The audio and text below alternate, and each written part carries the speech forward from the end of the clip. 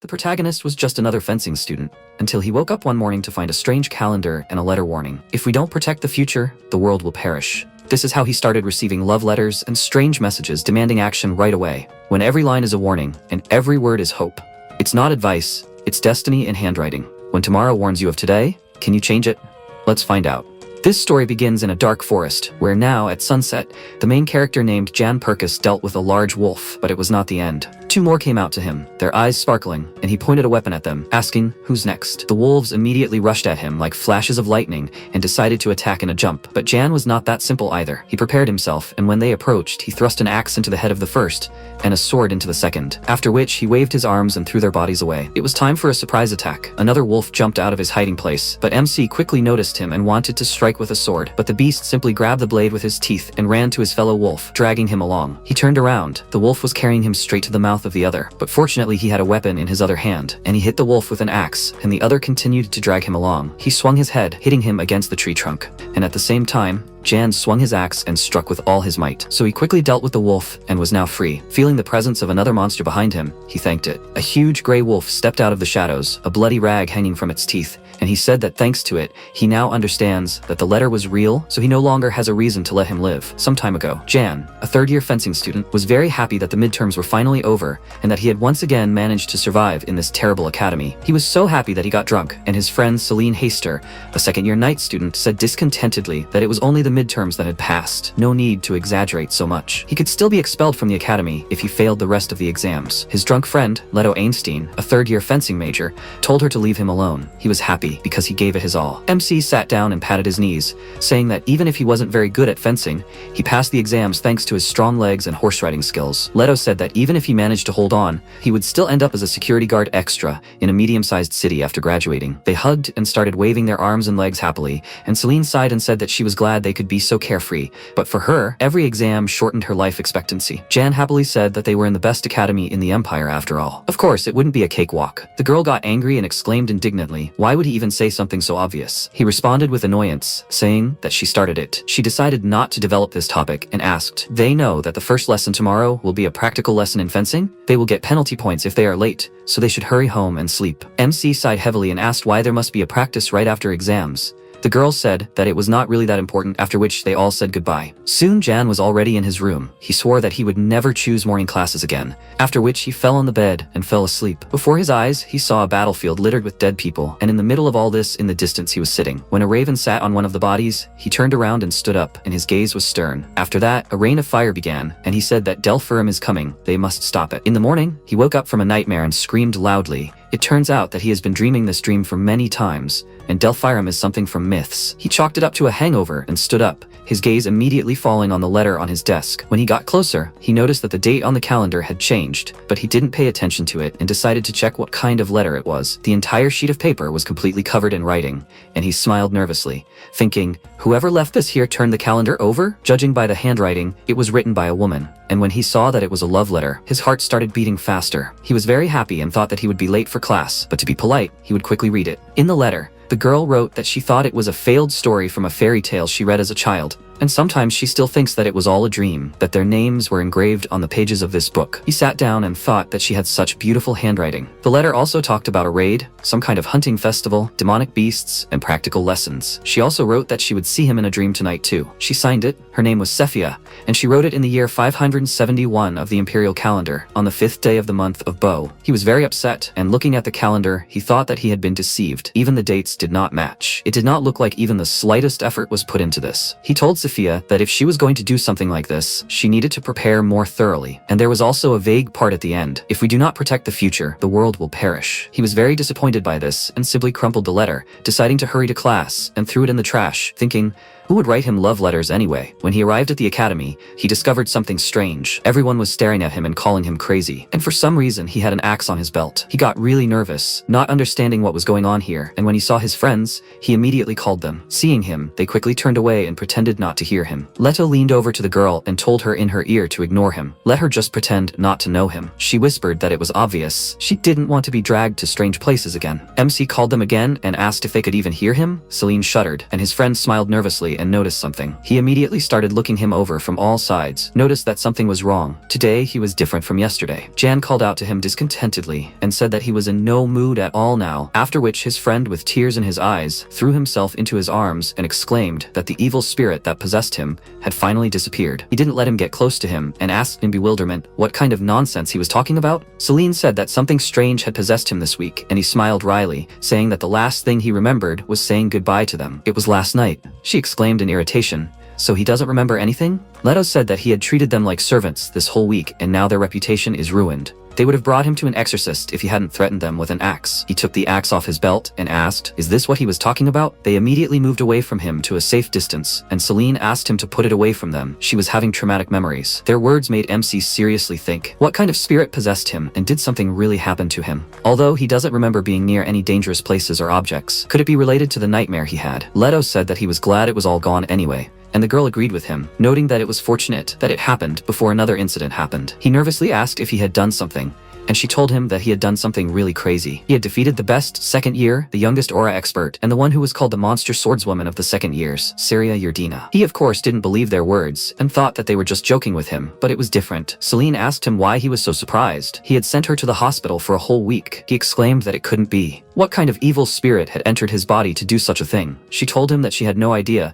and asked what he was going to do about it. He didn't understand what she was talking about, and she said that today was a fencing lesson where he would meet her. Because of this, Jan became very nervous, and from the crowd of other students, a girl stood out who had been watching him all this time. The contents of the first love letter: to my beloved Jan Parkus. I wonder if there is an eccentric who doesn't like spring. I heard it in the capital of Arancourt some time ago. You were a mature gentleman in stylish clothes, and your eloquence and calm appearance impressed me. Now that I think about it, I suppose you must have worked for an aristocratic family. Last spring, you said you were just wandering aimlessly, but your smile was as warm as the spring sun. It must be because winter has come to an end. This was the first part of the letter Jan was reading this morning. When he was possessed by an evil spirit, according to his friends, he made Saria crawl around the arena in front of him for a sword, which he constantly knocked out of her hands. She rose on trembling legs and said that it was simply incredible. Before, he could not hold out against her for 10 seconds. He didn't let her finish and said that what was incredible was her mediocre swordsmanship. After that, he hit her in the face with all his might, sending her flying several meters away. He didn't even give her a chance to get up and struck her again, this time in the back. While he was throwing her from side to side, the other students became nervous. Wasn't Saria the strongest even for fourth years? And Jan had defeated someone like her. The girl found herself lying on the ground again, and he walked up to her, ordering her to look at him. Didn't she find this at least a little suspicious? She tried to move at every little opportunity he gave her,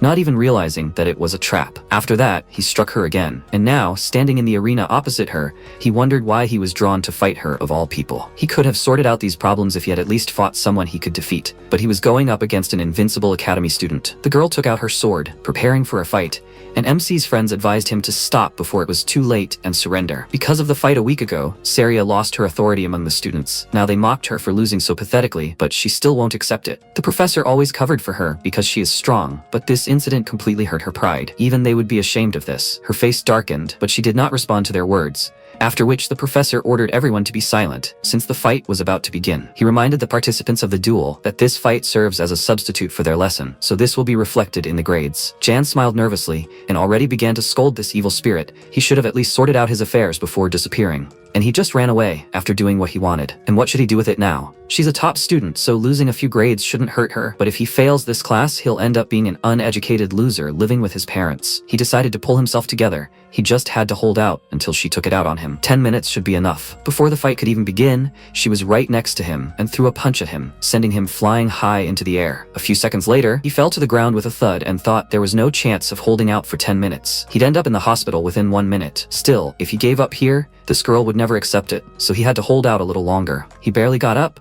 and asked if it was his turn now. She told him to do as he pleased, and he charged. Unexpectedly, he jumped high into the air, his body somehow feeling very light to him. As he swung his sword, he wondered what had happened during the time he couldn't remember. His body moves exactly the way he wants it to. Looking at his lunge, the girl smirked. Then her silhouette blurred from the high speed, and she jumped to the side, parrying his blow and counterattacking. She easily knocked the sword out of his hands, and then delivered another blow that made him fall to his knees. For a moment, he thought that there was a very real way out of all this, but it was impossible. Siri approached him and asked if he had shown him that gap on purpose, but last week he brushed it off so easily, as if he was just playing with her. He got to his feet, All this was already starting to irritate him quite a bit, and he told her to shut up about the last time. He would go crazy if he heard it again. She also began to get angry and asked whose fault he thought it was that she became a laughingstock. She lunged at him with all her anger, and he raised his sword, going to block her blow, and realized that his kinetic visual memory and reaction speed had improved. He decided that he should be her match, but as he was about to block the blow, she flipped in the air, tricking him, and attacked. Her blow threw him to the side, his back hitting the wall, and as he got to his feet, she lunged at him again. He concentrated and thought that she would hit from the side and then from behind. He missed the blow, and she attacked, throwing him into the center of the arena, and as he got up, he thought that the next blow would be from the front. She attacked again, and he, holding her sword, thought that maybe it seemed that way to him, but in reality, it was a continuous onslaught. It was excruciating, but somehow he held on. She threw him back again, and he leaned on his sword to get up, and thought, why was she making so many unnecessary movements? She told him not to rush her just because he saw an opening. He should assume it was a trap. Wasn't that what he told her last week? That was why she asked for a rematch. But now he was fighting terribly. He tried to catch his breath, and she pounced on him in a rage, asking if it was time for him to take her seriously. Looking closer, he finally saw something. While his strength had certainly increased,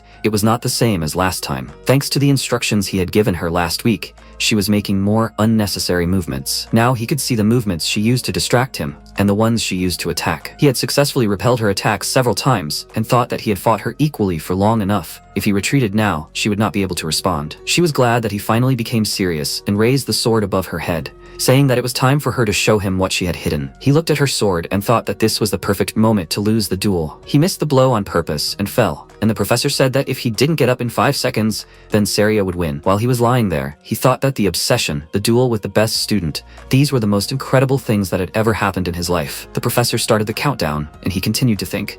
Still, he did what he had to do to make amends. Now he would become an ordinary person again. But the girl was not going to let him go so easily. She noticed that he missed the blow on purpose now, and told him not to think that he would be able to solve it like this. She would ask for another duel if he ended everything like this. Even if he refuses or skips the class, she will challenge him again and again until he feels the same humiliation she went through. Because of this, MC still took the sword and started to get up, thinking that he is now trying his best for something that is not even saved in his memory. Is she taking him seriously as her archenemy just because he made fun of her for a week? The professor said that if he wants to refuse, then he should do it now. But he refused, and he announced the continuation of the duel. They both prepared for the fight, and the girl said that they can't just leave it like this. He meanwhile smiled. He thought that he can't run away now. Today, he is going to tear her pride to shreds again. As soon as the professor gave the signal, she rushed towards him, raising her sword above her head, and he frowned slightly. He saw all her movements and grabbed her sword and held it in one place, making her very surprised. After that, he took the sword with his other hand and pulled it towards him, telling her straight to her face that she was caught. It was time to reveal the second part of the first letter. Every time we think about what we had achieved, protecting the world and becoming heroes, I would have considered this a common, inglorious history of their fairy tales, like the ones we all read as children. And sometimes I still think that it was nothing more than a dream, that our names were engraved on the pages of this book. It's all thanks to you. No, it's just like you said. Maybe it's thanks to all of us. Now Jan stood in the arena and tried to catch his breath. During that last clash, he could clearly see the movement of her sword, and he managed to dodge it without any problems. He just had to focus. He glanced at the girl, who was ready and now watching his every move, and in his mind he told her to attack, so that he could completely destroy her pride. It was as if she heard him thinking about the fight, and his gaze began to follow the wooden sword. His eyes widened in surprise. He could see the path of her sword and the moment of the swing. She would approach, jump up, and then swing her weapon at his shoulder. Everything happened as he imagined. She jumped up, raised her sword over her head, and then he grabbed her weapon and said that she was caught. With a wave of his hand, he threw her sword aside, and she excitedly ran after it, while he raised the sword over his head and said that it was over. Seeing this, she became very scared and immediately covered her head with her hands, preparing to receive a blow. This made him stop. He looked at her in surprise and wondered, is this really okay? Why is he settling a matter from a week ago? This will not solve anything. Rather, this situation will just happen again. It is not about winning, it is about understanding the current problem. Instead of the sword, he hit her forehead with his finger, which made the students very surprised. But even this action hurt her pride, and she exclaimed, why is he doing this? Is he mocking her again when he already won? He asked why she was trying so hard to win, and she clenched her teeth, shamefully stating that it was because winning was everything.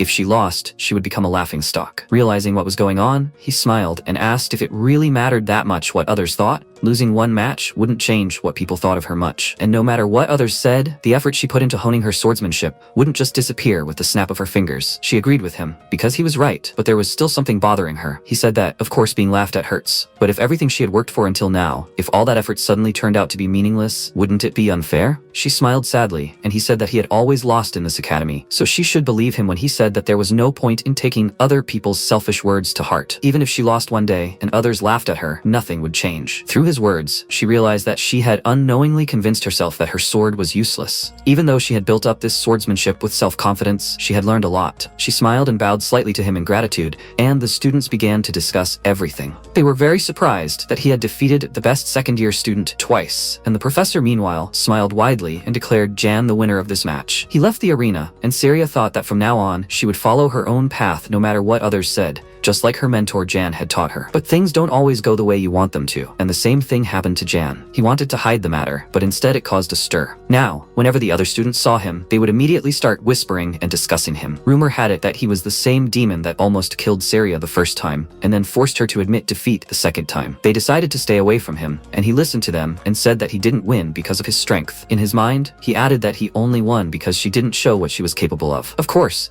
it was true that his mana detection and aura detection had increased significantly compared to before, but no matter how many unnecessary moves she made, if his skills were worse than hers, he wouldn't have stood a chance. What even happened to him that week he didn't remember? He paused to concentrate, and Celine touched his shoulder. Noticing that he had a thoughtful expression, she asked if he was trying to remember that week again. He greeted her and Leto peeked out from behind her, asking with annoyance if he couldn't see that he was here too. MC ignored him and answered the girl's question by saying that he was still trying to remember it. After all, he still didn't know why he was possessed. She happily said that the saint in the cathedral said that he was fine, so she was sure he had nothing to worry about. But he didn't really believe it and sighed heavily, noticing that there were strange rumors going around about him. She exclaimed, "Who cares about stupid rumors anyway? They can't even be called bad." He used to be looked down upon as a low-ranking noble, but things were different now. It irritated her every time she heard him called handsome, and then said that since he was a country noble, he wasn't that attractive. He noted with a smile that it still meant that they liked him. She stepped on his foot, silencing him, and said that thanks to him, even high-ranking nobles stopped treating them badly because they were afraid that he would crush them. By the way, is that rumor true? Almost crying from pain, Jan asked what rumor? Lately there have been a lot more than one or two rumors about him. Leto told him that they said that Saria has been following him everywhere since that day. Celine was already starting to get angry, but MC had known about it for a long time. He told his friends to look to the side, but not too obviously. They immediately turned to the side he was pointing,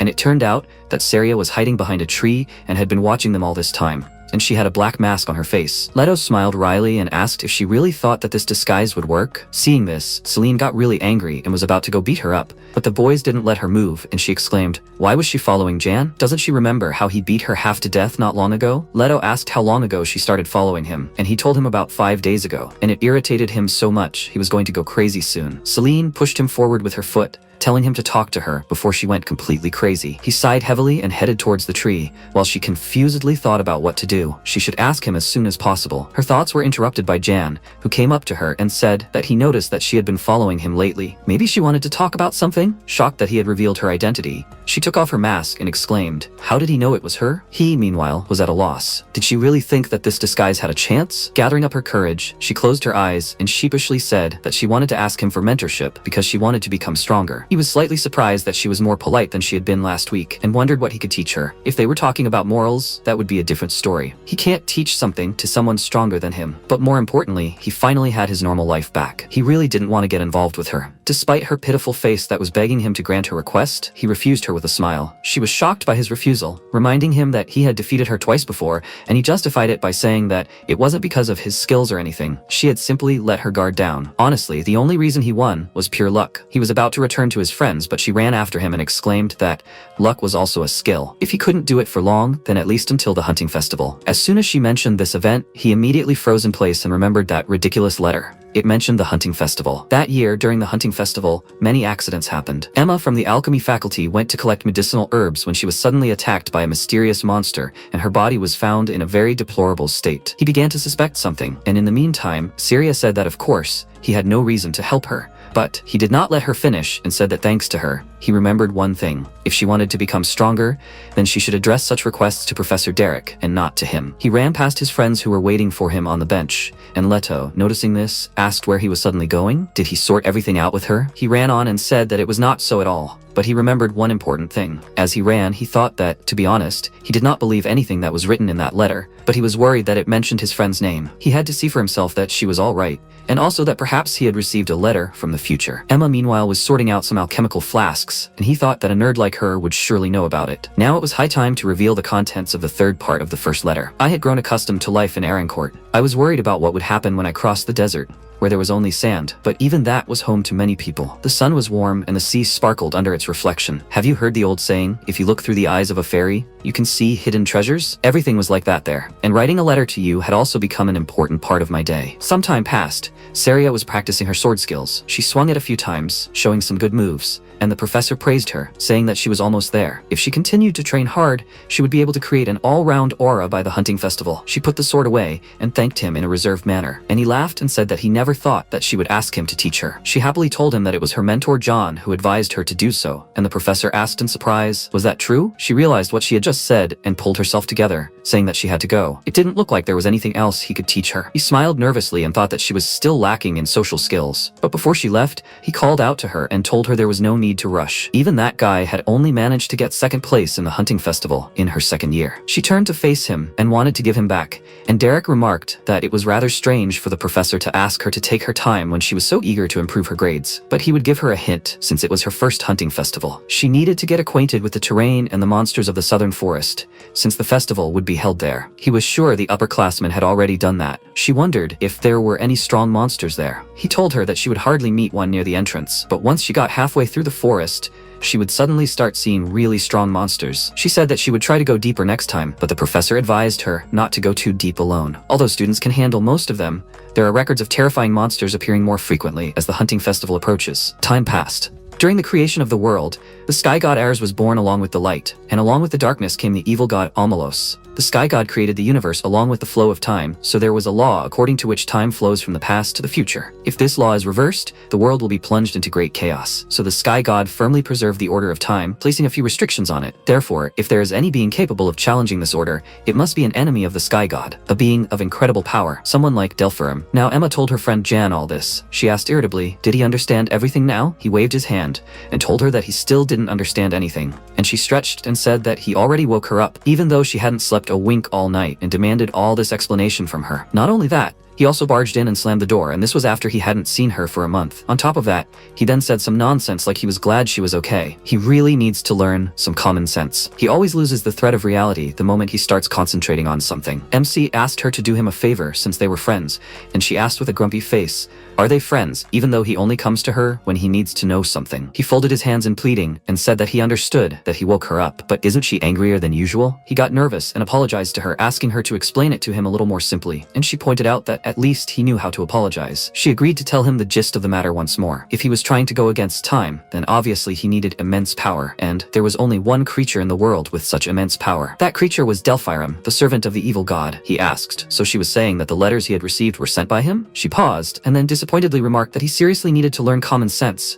and he exclaimed indignantly that he had drawn such a conclusion from her words. Emma said that if she had to name a name, it would be Delphirim. But how could a mythical creature whose existence they were not even sure of do this? He asked. Maybe this was the work of the evil god? She replied that they did not know if he existed either, and he awkwardly scratched the back of his head, admitting that she was right. She took some test tubes and said that it was impossible to receive a letter from the future anyway. He should go back to his room and make sure it was safe. Jan, meanwhile, was thinking, wasn't she being too harsh, treating him like an idiot just because he said something crazy? On the other hand, he was crazy. He actually believed that he had received a letter from the future. Emma remembered that she had something for him, so she gave him 2 test tubes. A presence erasing potion. It was a new product, so he should try one and see if it worked. He took it excitedly and asked if drinking it would make him invisible. She told him that it wouldn't make him invisible, it just erased his presence. He didn't listen to her until the end, uncorked the test tube and drank the potion right away, and she ran up to him and exclaimed, "What is he doing?" The taste of the liquid made him squirm in displeasure, and she exclaimed angrily, "Why did he drink it all at once? Did he even know how much it all cost?" For this she punched him right in the eye, but he paid no attention and asked. All he had to do was test whether it worked or not, right? Let her come up and try to close her eyes for a second while he hid. She agreed, because the more test results the better, after which she came up to him and said that she would close her eyes and try to feel his presence. After that, he felt something himself. It is difficult for him to put it into words, but even he himself cannot feel his own presence. If he can keep silent while hiding, it will give him a huge advantage during the hunting festival. He started waving his hand next to Emma's face with a mischievous smile, but then she suddenly grabbed his clothes and pulled him towards her, and he exclaimed in surprise, "How did she know he was here?" She threw him away from her and said with displeasure that it was not that at all. She hadn't even thought of that. He asked her what she meant,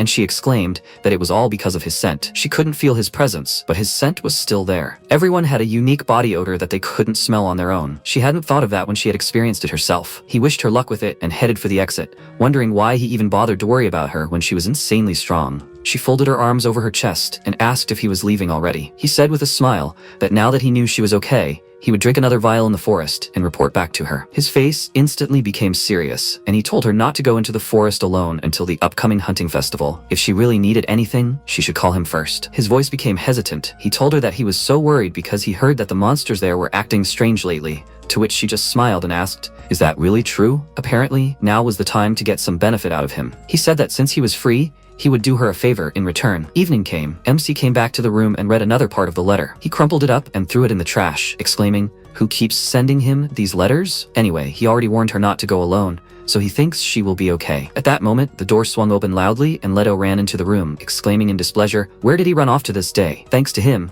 he had to calm down an angry Celine. Jan sat on the bed and said that he came just in time. It was all him, wasn't it? He ran up to him and exclaimed, "Does he know how much Emma makes fun of him because of his letters?" Leto didn't understand what letters he was talking about, but asked how Emma was doing, and he sighed heavily, telling him to forget about it. He fooled him this time, but let him not write to him next time about someone's death. That was too much. Leto didn't understand at all why he was angry at him now because of some incomprehensible letters, but decided not to focus on it and asked how Emma was. The part of the letter that he threw away just wrote about Emma's fate, and MC told his friend that of course she was okay. Could it be otherwise? But now everything was exactly the opposite. She was lying by the tree, and what was described in the letter happened to her. Now is the right time to find out the contents of the fourth part of the first letter. At first, I was a little skeptical about the fact that you asked me to send you a letter once a month. I mean, it's you, Jan. But I also felt my heart beat faster, thinking that you, who always smiled silently at me, would miss your beloved when you had to send me so far away. But as usual, it seemed like I was the only one who felt it. I send you letters every 2 days, but you only reply once a week. Time passed, and the next day, Emma was found and immediately sent to the saint for treatment. Touching her stomach, she prayed for her and activated divine magic, saying, "Emmanuel. This is the greeting of the holy nation." Emma's friends also prayed for her, and the saints said that they found her at the entrance to the forest. According to the scouts,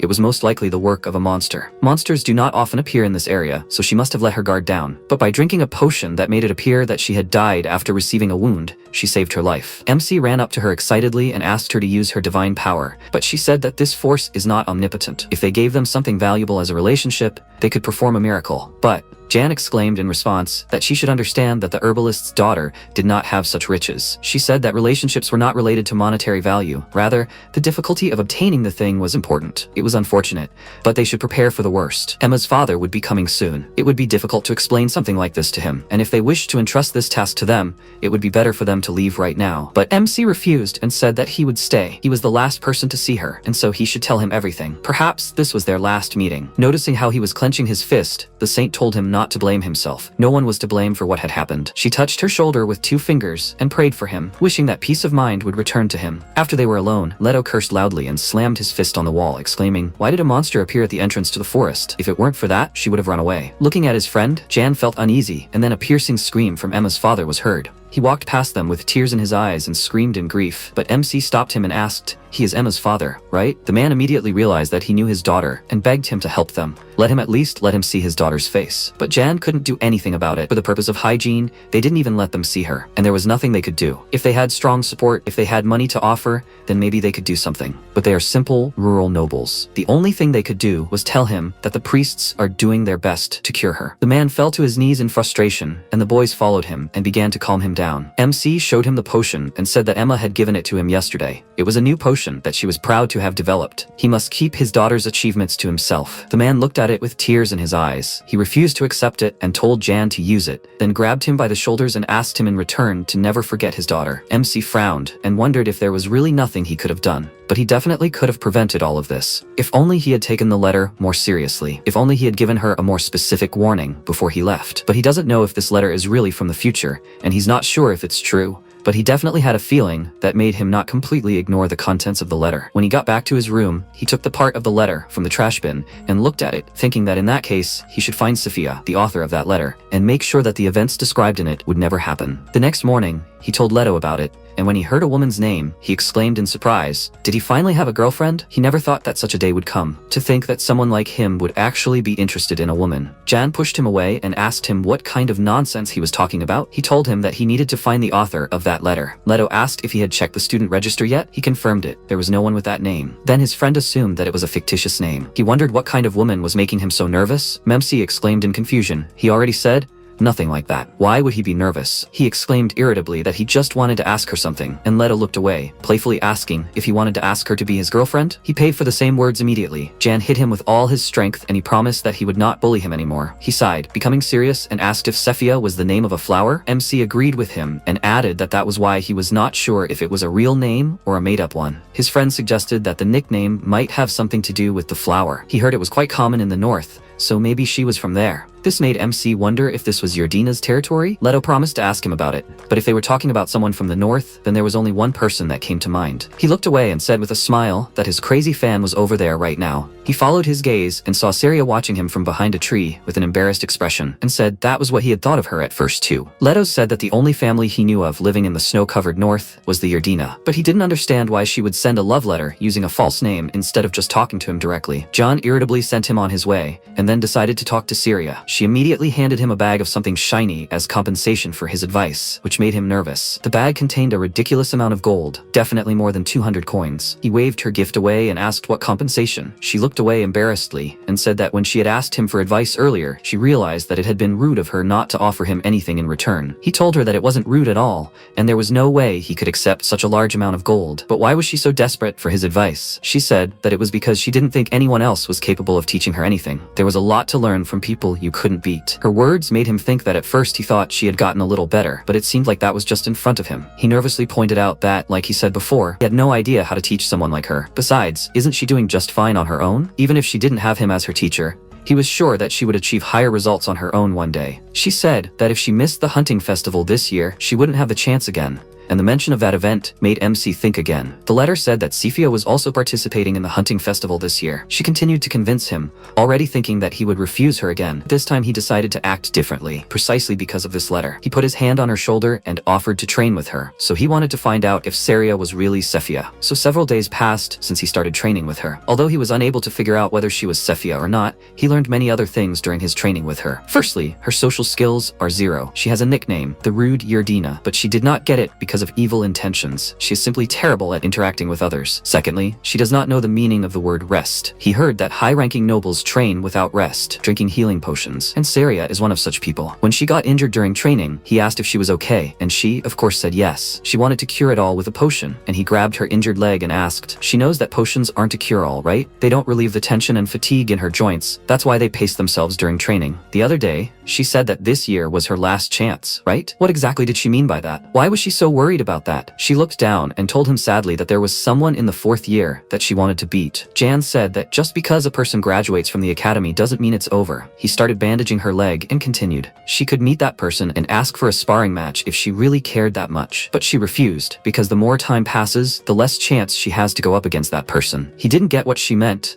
and she said that if she went against the head of the family, she would be exiled immediately. He was very surprised by her words and began to guess everything. It turns out that she wanted to go up against Delphine Yerdina, the best 4th-year student in the fencing department. She is her half-sister, who will become the head of the family after graduation. Saria asked, he just said that she will still have a chance even after she graduates from the academy, right? But that is not true at all. The only place where the direct and secondary lines can be valued equally is the academy. Under her confident gaze, you can open a 5th of the letter. Of course, I know that working in the imperial capital can be difficult. I am not such a heartless woman that I do not understand how heavy the burden you bear must be. Because I have watched you up close, I have seen your pain, sorrow, and suffering. As your fiancé, I find it reprehensible to fail to support your lover in such difficult and harsh times, and I am still deeply puzzled by the thought of it. In the past, Saria was defeated by her half-sister, but she changed the rules of the fight to one-on-one, and that was unfair. Delphine laughed at her and praised her for fighting with her, even if she failed to find allies. but let her remember that gathering people and using them is part of the skill. Syria gritted her teeth in frustration and thought that everyone like Yerdina was on her sister's side,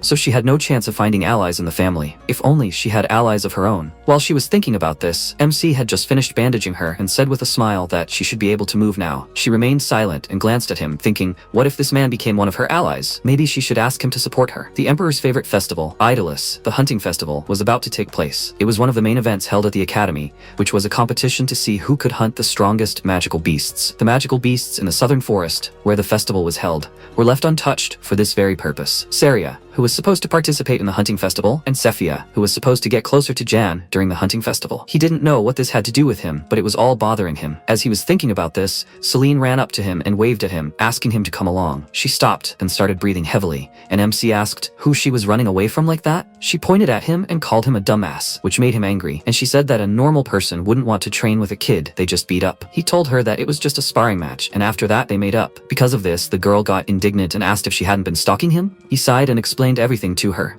She just wanted to ask him for something, and she didn't follow him around anymore. But Celine was still very indignant. She blocked his way and exclaimed why he was so insistent on taking her side. Unexpectedly for her, he grabbed her face. Her anger immediately evaporated and was replaced by embarrassment. She asked what he was doing, but he remained silent and approached her. He froze for a few seconds, then asked if she had changed her perfume. She told him that it wasn't perfume at all, after which she embarrassedly lowered her eyes and said with a smile that it might be the smell of her new face wash. In this way, Jan very successfully changed the subject, and she didn't mention Syria anymore. She remembered something and asked if he knew what practical exercises they were going to do today. It was her first time. He told her that it would probably be something like exploring the forest and getting to know the environment, after which the girl sighed thoughtfully and hoped that they wouldn't encounter any magical beasts. He supposed that normally there wouldn't be a chance, but the letter said that there would be an attack by magical beasts. If he responded correctly, large casualties could be avoided, but it also meant that there was a high chance that many people would die, and so he had to prevent it at all costs. He was the only one who knew about the warnings in the letter. It was time for today's lesson. Professor Derek gathered the students at the entrance to the forest and decided to tell them a few important points before they began. Surely they all knew about the student who had recently been attacked by a magical beast at the entrance to the forest. The fact that the beasts had come so close to the entrance when they usually wouldn't go anywhere near it meant that they might encounter them too, so they should be careful. Meanwhile, MC looked around. He met the gaze of Syria, who had been watching him all this time again, and then she suddenly turned away and looked down in embarrassment. Professor Derek swung his sword and said that in addition, since there are many trees in this forest, it might be difficult for them to swing the sword freely. He demonstrated this with his own example and advised them to be mindful of the surroundings when they move or attack. MC looked closely at his sword and thought, the magical beasts in this forest are completely accustomed to the terrain. If they encounter them, they will be at a disadvantage. After that, the professor's sword began to glow and he swung it, saying that if they were sword experts who could materialize their aura,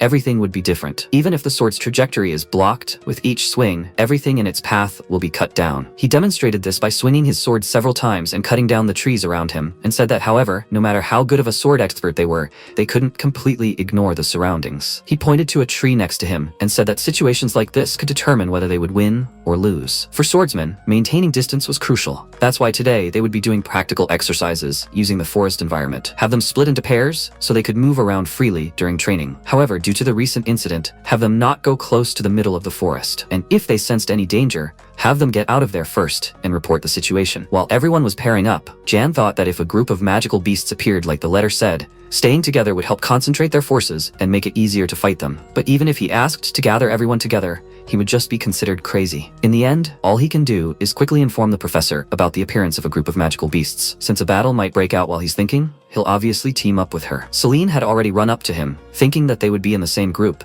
but he chose Saria instead. When he grabbed her shoulders and offered to team up with her with a smile, his friends seemed to turn to ice in shock. After that, they went into the forest. They were still within the area where the professor said it was safe for students, and so far, no magical beasts had appeared. He looked at his partner and asked if that wasn't strange. She agreed with him and added that she couldn't sense the presence of magical beasts. They decided to move on, and MC thought that it was impossible for someone as skilled in detecting magical beasts as she was not to notice them. He suggested that they take a break, but asked her to remain vigilant even now, and she agreed with him, adding that it was no problem. It was evening and they were still resting, and spending so much time with him made the girl nervous. She asked him why he wanted to team up with her, and he hesitantly told her that it was because they were friends. Let her just not tell him that he was the only one who considered them friends. She got nervous and said that in exchange for him becoming her friend, should she offer him something in return? When they got back to the dorm, she she could get him gold or something else. He smiled nervously and told her that it wouldn't be friendship if everything was based on a transactional relationship. Friends talk to each other, go for walks together, and so on. They also talk about things that they can't share with outsiders and just spend time together. That's enough. Since the girl asked him for permission to ask him a slightly rude question, and when he agreed,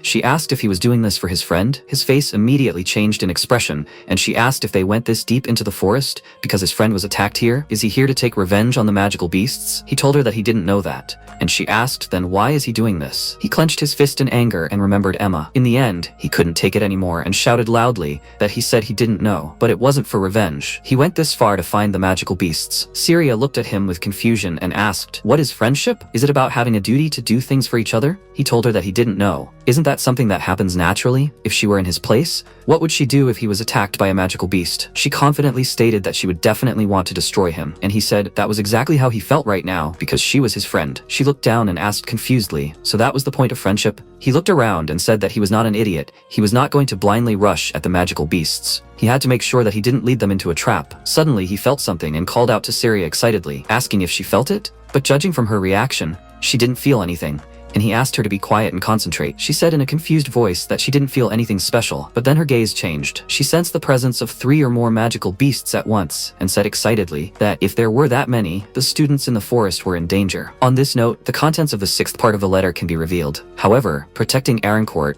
one of the 3 main trading ports of the empire, and a strategic point for defending the western coast of the continent, is also one of the duties of the nobility of the empire. John, you must understand that the echoes of the last war have not yet died down. However, the reason I always take the time to write to you is because I want you to at least briefly notice my deep feelings for you. The next moment, Syria reached for her weapon and asked, are they going to attack? The protagonist replied in the negative. It would be better to run away. There was no need to defeat them. The safest option for them was to report everything to the professor. He then asked, is she ready? Looking at her expression, he added, that's good. They should run. She agreed with him and ran forward at a rapid pace. After a while, the protagonist turned around and thought, he was chasing them, but with such a gap, they had a chance to escape if only they could keep their distance and report to the professor. The next second, his eyes widened in horror. He saw Syria fall to the ground, gritting her teeth in pain. He shouted, how is she? She put her hand on her ankle and said it looked like she had sprained her ankle, which she had injured during training. She would be fine. She just needed a bandage. She looked at the protagonist and said that it was her fault. He should leave her here. Otherwise, they would get him too, mentor. The protagonist thought nervously. He hadn't expected that. They were closing the distance between them very quickly at this rate. He then said, Syria, for her to move forward. She shouted indignantly. What was he even talking about? This is all because of her. He replied that she should never say such a thing to her friends. He ran in the opposite direction, and she shouted unevenly, mentor. MC, continuing to run forward, thought, the forest is silent. The animal must have instinctively sensed the approach of predators and immediately hid. There was no need for a head-on collision, and he would ambush them here. He then opened the test tube, and thought that it was time to use potion that Emma gave him. With these thoughts, he drank the contents, then threw the test tube on the ground. He said, it still tastes disgusting. He then looked at his clenched fist and thought, but as long as he had this,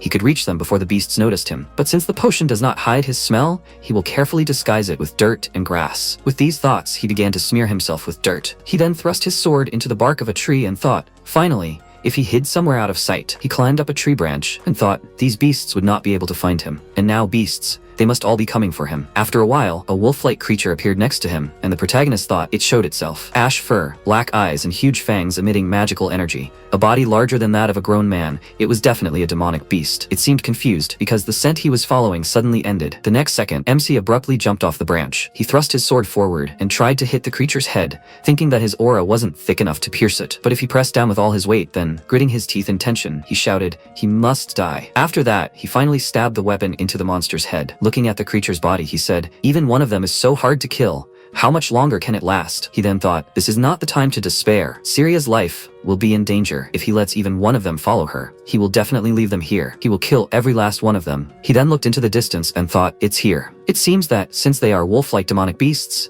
it is natural that they move in packs. Although he can only see one, he can sense the presence of many others around him. They are currently scattered in search of prey. There are definitely at least 5 of them prowling around him. In that case, he must kill one before he calls the pack. The next second, he jumped out of the bushes, attacking the demonic beast in front of him. He swung his weapon, and in response the creature bit his hand. The protagonist thought that he should endure it if he raised his voice. The others were surrounding him. Then he swung his weapon again and used his axe to attack the monster. Looking at his axe, he said that this axe was certainly useful. He thought that his senses had become much sharper after being possessed by the evil spirit, and his reaction speed had definitely improved, just like when he fought Syria. Whatever the reason, the evil spirit served him well. It seems that in this state, he can endure any number of them. After a while, another creature approached the bodies of its kin. MC, taking advantage of the moment, plunged his sword into the monster's throat, and then with a heavy sigh said, "Damn them." There were more monsters approaching him. The protagonist, holding his axe in front of him, said, "Well, they should attack, those damn wolves." As he walked forward, he thought, magical beasts were far faster than normal wolves, but they were still just beasts after all. Their movements were simple. He thought it would be hard to deal with several at once, but if that was all they could do, he could handle it. The next second, he attacked two of the creatures at once and turned around and said, "Well, they should have come out of their holes. He would be enough for them all." After a while, he stood surrounded by bodies. He thought he had taken care of all the magical beasts, but he sensed another one. Seeing the glowing eyes in front, he thought, what's wrong with him? He's not getting any closer. Did he set a trap, expecting him to fall into it? Leaning against a tree, the protagonist said, "Pretty smart for a beast, but then he has no reason to fight." Then he thought, wait, that smell. He gritted his teeth and said, no way. Oh shit. He thought, he will never be able to forget this smell. It smells like an alchemy classroom. No, just like the potion from Emma's workshop. The hand holding the sword began to tremble. He gritted his teeth and looked at the huge monster and said, it was him. It was the one who attacked Emma. The next second, the creature opened its mouth and MC thought, he is sure of it. This piece of cloth from Emma's cape. Then he pointed his sword at the creature and said, hey, he will die right here and now. The next second, the wolf-like creature dropped a piece of the cape onto his sword. The protagonist thought, this idiot. The creature began to walk around him and he thought, it feels like it is laughing because it is confident in its victory. It looks like it wants to rip him apart, just like it ripped those beasts apart, but he will not let it get what it wants. It is not like the other beasts that immediately pounced on him. It must be a supreme magical beast. It could die if it slipped. He needed to test it first. With that, he ran forward and swung his weapon, ending up behind the monster. But the next second, he flew to the side and skidded to a stop on the ground, turning around. He thought, damn, it's too fast. He saw it coming, but he still couldn't react in time. Then the monster approached him, opening its mouth and revealing sharp fangs. The protagonist threw his weapon forward, hitting the monster's mouth. Then he pushed off the ground and swung his axe, attacking the creature. He thought, come on, why is it so heavy? After that, he attacked again. The creature spun in the air a few times, then landed on the ground. MC thought, this idiot, he did a somersault. Then he said he should sell it to the circus. Oh well, he'll just beat it half to death and then hand it over to them. He thought that he had broken a few teeth when he grabbed his sword, so he probably didn't have to worry about the bites, but he still had to worry about all his other moves. Not to mention that he was in worse shape because he had missed his first attack. He wouldn't be able to dodge if he charged again with the same insane speed as before. The next second, the monster's paw was heading straight for him. The protagonist managed to turn back, and then the creature swung its paw again. The protagonist, bending from the blow, thought that he was superior to it in both endurance and speed. Then he swung his weapon again and thought, it would be bad for him if this fight dragged on. He should finish this while he was still just playing with it. Well, it couldn't be helped. He didn't want to fight like this because of the risk. But the next second, the monster released a stream of powerful energy from its mouth, which threw the protagonist into a nearby tree. The protagonist sank to the ground as the wolf-like creature brought its claw to his chest. First letter, part 8. Just like that time when a group of magical beasts attacked her during the Night Division's practical training. What would have happened if we hadn't reacted quickly? But no one cared. At the time, we thought that since the forest was the stage for a hunting festival, they were deliberately turning a blind eye to the beast's reproduction. It was a very naive and simplistic assumption, as expected from the students. I heard the administration was in complete chaos. No matter how I look at the whole situation, I think it was Dean Delamore's mistake to insist on holding a hunting festival that year. The next second, the protagonist frowned as he looked at the monster approaching him. He thought, it's not killing him right away. It was the same with Emma. He reached for his axe and thought he ripped her stomach open, as if he was playing with her. The next second, he stood up, stabbing his sword into the monster's body. He thought, this is how he knows that if he pretends to be weak, he'll let his guard down and leave his guts exposed. Then MC smiled and said,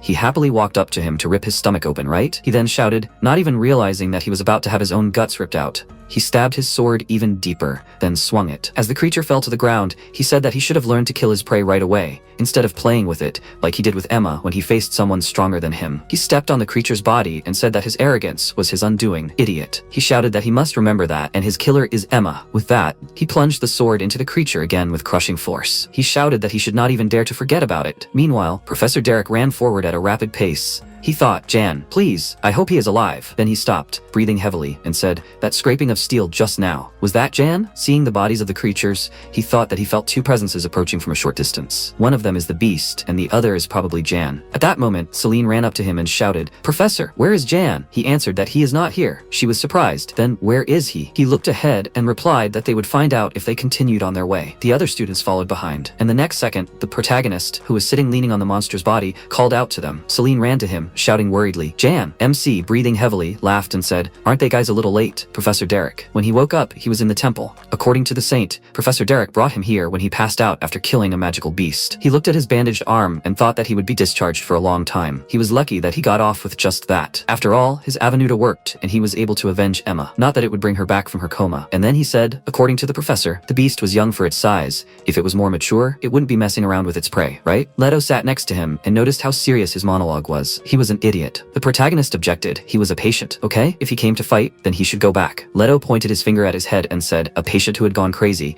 Do you even know? Why did he even get involved in this? Just to show off in front of a girl? The protagonist clenched his fist and was indignant. What was he talking about? Leto asked. He has a potion from Emma, doesn't he? He confirmed it. It was thanks to this that he was able to kill that creature. Leto asked why he didn't just give it to Syria. He would have done the same and hidden her higher up in the tree. He could have easily brought the professor, or does he not understand something? There was no need to risk his life. Idiot. The protagonist punched his hand and noticed in surprise, and he was right. His comrade said that he really was hopeless. Idiot. From now on, if he was going to do something, he better ask him first. He raised his index finger and added, with all that, he had to give him credit. That rude girl Syria is crazy about him now. Does he know about it? He saw her hanging around in front of the temple. MC thought, seriously? Why not just go in like a normal person? She must feel guilty. The next second, the door to the room opened and Celine called out to the protagonist, then threw herself into his arms and joyfully shouted with tears in her eyes, wake up, Leto said, and he was nothing to her. Celine screamed. She was so happy that he was okay. She bit his fingers and asked, so what are you talking about? Leto said that he would buy him a drink with the reward for defeating the magical beast. Celine was surprised. Reward? Leto confirmed. There was a rumor that they were offering 70 gold for this whole thing. The protagonist grabbed his hand and said that he heard it for the first time. Then Leto said that he was going to the bathroom and that they needed to decide what they wanted to eat. Celine took the protagonist's hand in hers and asked, well, where should they go? He wanted to eat monster meat? With that, she squeezed his hand and he screamed, hey, that hurt! She then raised her index finger and suggested that they go to a restaurant that specializes in magical beasts in the city's dining district. She heard that they serve the best dragon meat there. He was indignant.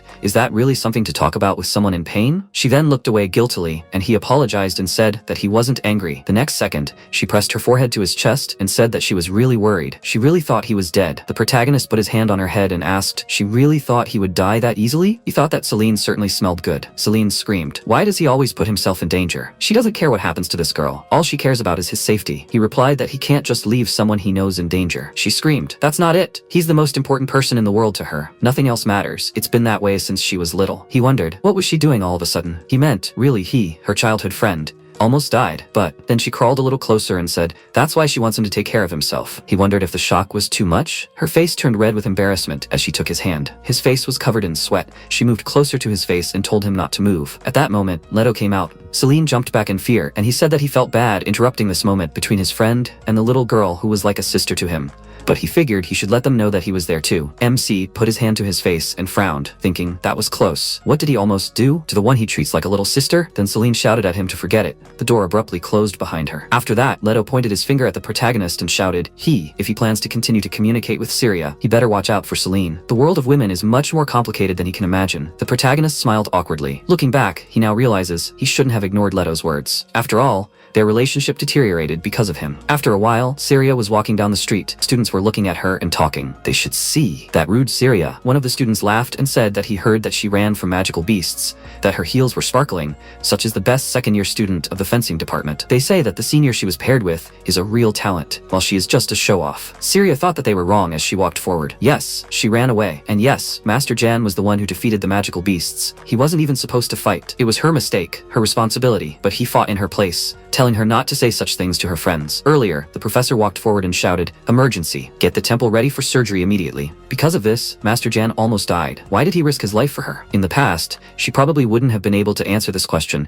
but she thinks she understands a little now. She remembered when MC came up to her and asked with a smile, "Saria, is she meditating again?" He suggested going out and doing something more interesting. He was the first person she felt comfortable around. Even when she spoke harshly and complained, he didn't say anything in response, as if even doing nothing was enough, as if she could just be herself. At school soon after, she began to feel like she didn't want to lose him. So now she thinks she can understand, even if only a little, what he must have felt when he went against the beasts. Just as she doesn't want to lose Mentor Jan, he doesn't want to lose her, because friends won't let each other die. After a while, she walked up to the hospital room and thought, that's it, Mentor Jan, her first friend in her life. The protagonist waved at her when he saw her. Embarrassed, she walked up to him and bowed, asking if he was feeling okay. He confirmed that he was. It almost didn't hurt anymore. She said she was glad to hear that. He said he was glad she came. His head was splitting because of the book Leto gave him to study for his exams. He saw that she hadn't changed either. She looked down, holding a bag of coins in her hands, and asked, he wasn't angry, was he? He wondered if she was worried about what had happened. Then he asked why he should be angry if he had no reason to be. She asked, really not? He thought she had lost control of her emotions, and then he folded his arms across his chest and smiled and said, anyway,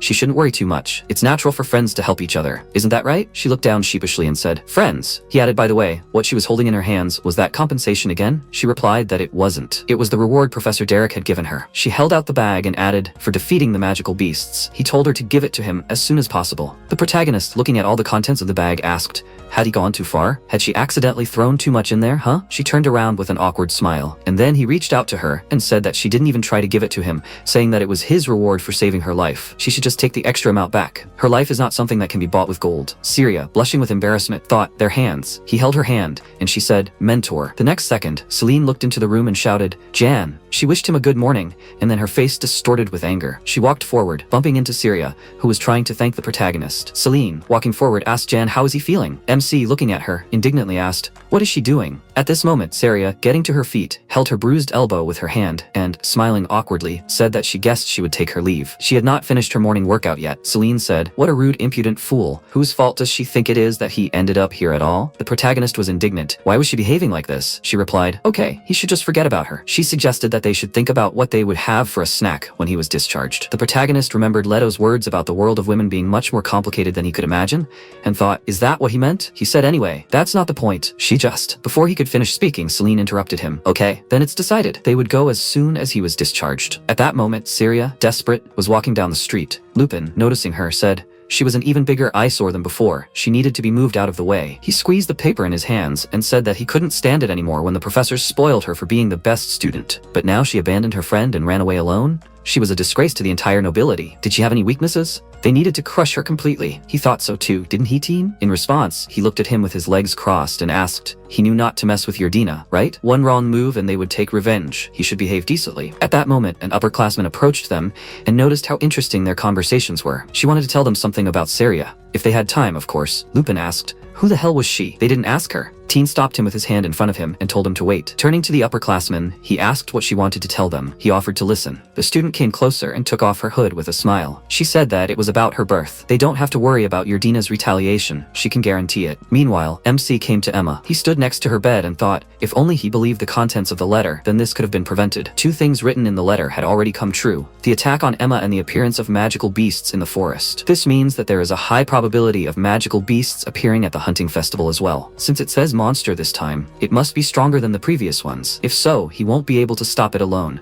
He has no choice but to ask Professor Derek to help him defeat it. At that moment, the saint came to him and said that she thought he was discharged. Did he come to visit someone? He replied that he just decided to stop by for a while before leaving. He asked how Emma is. She replied, as long as they continue the treatment, they can keep her alive, but that doesn't mean she'll recover. He said he understood about that. The saint extended her hands towards the victim and began the treatment. The protagonist noticed that she said that if they made a valuable offering, she could be cured. What did she mean by offering? She replied, an item with high divine power or strong magical energy. Usually, the remains of valuable magical beasts are used. However, not only are they not always easily available, but it would be difficult for her father to obtain such an item. The MC clenched his fist and asked, would an offering of a high-ranking magical beast be enough? He heard that it costs around 70 gold. The saint replied, unfortunately, that wouldn't be enough. Although if we were to guess, an adult of that kind of magical beast might do. The protagonist said he understood, and then smiled and thanked her for explaining. Now, if she'll excuse him, she said, of course. She is sure that Emma will visit a miracle soon, so they need to look after her together. The protagonist headed for the exit and thought, could the monster mentioned in the letter be strong enough to be used as an offering? But he can't handle something stronger than that beast alone. He should meet the professor now. After a while, he resolutely opened the doors and apologized to the professor for intruding. Derek, noticing him, said that he seemed to be feeling better. What's the matter? He replied. If magical beasts stronger than those wolves appeared, he would be able to deal with them, Professor? Derek noticed he had some difficult questions. But there's nothing to worry about. No stronger magical beasts will come. MC was surprised, but didn't the magical beasts appear out of nowhere last time too? So there's no guarantee that something stronger won't come again, right? The professor folded his arms and said, the chances of that happening in the southern forest are extremely small. Beasts can appear anywhere with a high concentration of unrefined magical energy. That's why the Empire controls the areas around where people live to prevent them from attacking. But they left the southern forest alone. Did he know why? The protagonist guessed because of the hunting festival. He replied, exactly. They maintain their population at a certain level and prevent strong ones from appearing. The protagonist shouted, but what if a strong beast still survived? He replied, strong beasts love to fight and have a powerful presence. They can't exist unnoticed. If one does manage to survive, they must have a special ability. MC clenched his fist and thought, damn, he's worried exactly because such a strong monster might appear. The professor added, besides, the hunting festival is a competition to see who can hunt the most fearsome beasts. So is it scary if one strong opponent appears? The protagonist lowered his gaze and asked, so he was saying that he didn't care if his students got hurt or died? He replied that he didn't say that. Since the purpose of this tournament is to improve the students' abilities, they cannot interfere so easily. Moreover, overcoming crises was also one of the goals. The MC said that he understood. He thought, so he wouldn't take any action unless something happened. It seemed like he had no choice but to handle it himself in the end. After a while, in the cafeteria, Syria picked up a plate of food. One of the students chuckled and told them to look. She was a rude girl. Syria ignored them and walked forward and thought that they had been quiet for a while.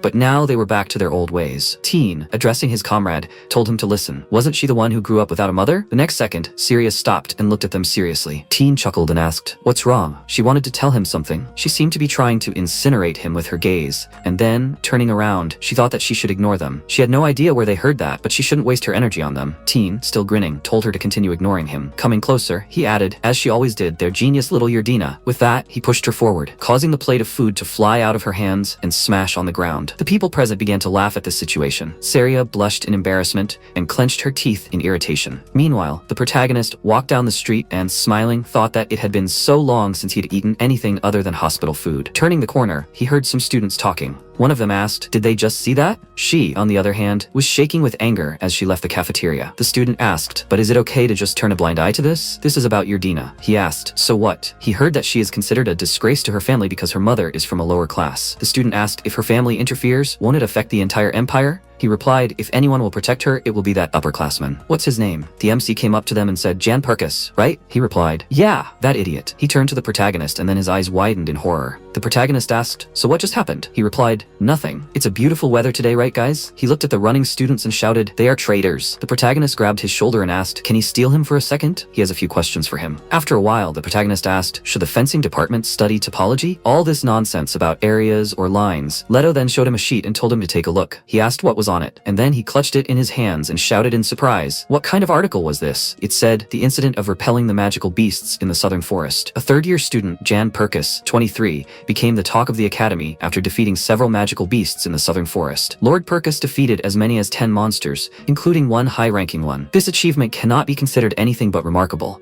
even considering the fact that he is a senior. Meanwhile, second-year Syria Yerdina, 22, despite her outstanding academic performance as the top student in the fencing department, was criticized for abandoning her friend and running away, leaving him in danger. MC grabbed his head and shouted, Syria ran away and left her friend in danger. She just went after the professor. And why is he so praised? Leto laughed and said, well, it sells better. The arrogant Yerdina runs away while a minor noble manages to defeat a high-ranking magical beast. Is there a more interesting rumor to come up with? The protagonist asked if he knew who wrote this. If he didn't say anything about it, he told him to just forget about it. Does he really think the princess of the ball will listen to him? The protagonist was surprised. That girl who doesn't even bother to talk to the poor? Then he thinks that nothing can be changed. Leto, putting his hands in his pockets, asked, but why would he go that far? He should just take it as a funny story. He replied that he just thought it wouldn't be good for Saria. It seems like there have been some bad rumors spreading about her lately. After a while, they sat down on a bench in the courtyard, and the MC crossed his legs and said that Teen had originally insulted Saria, and now others were spreading similar rumors. Well, he scolded those guys well, so they probably won't say it openly anymore. Leto asked what year they were in. He answered probably second years, judging by the brown coats and everything. He closed his eyes and said, teens group of third years, and now the second years, he has a bad feeling about this. The protagonist asked about what. He answered, when there is so much bullying going on about one person, there is probably a mastermind coordinating it all. Someone who inflames public opinion and directs the bullying from the shadows. The protagonist asked, is that teen? A bully from a cruel kingdom in the south. He never had a high opinion of Syria. Leto asked, did he really think that a noble from overseas would have such an influence? It was more logical to assume that there was another mastermind behind all of this. Someone who had a wide enough information network to know about Syria's bloodline. MC clutched the article in his hands and said, one thing was for sure at this point.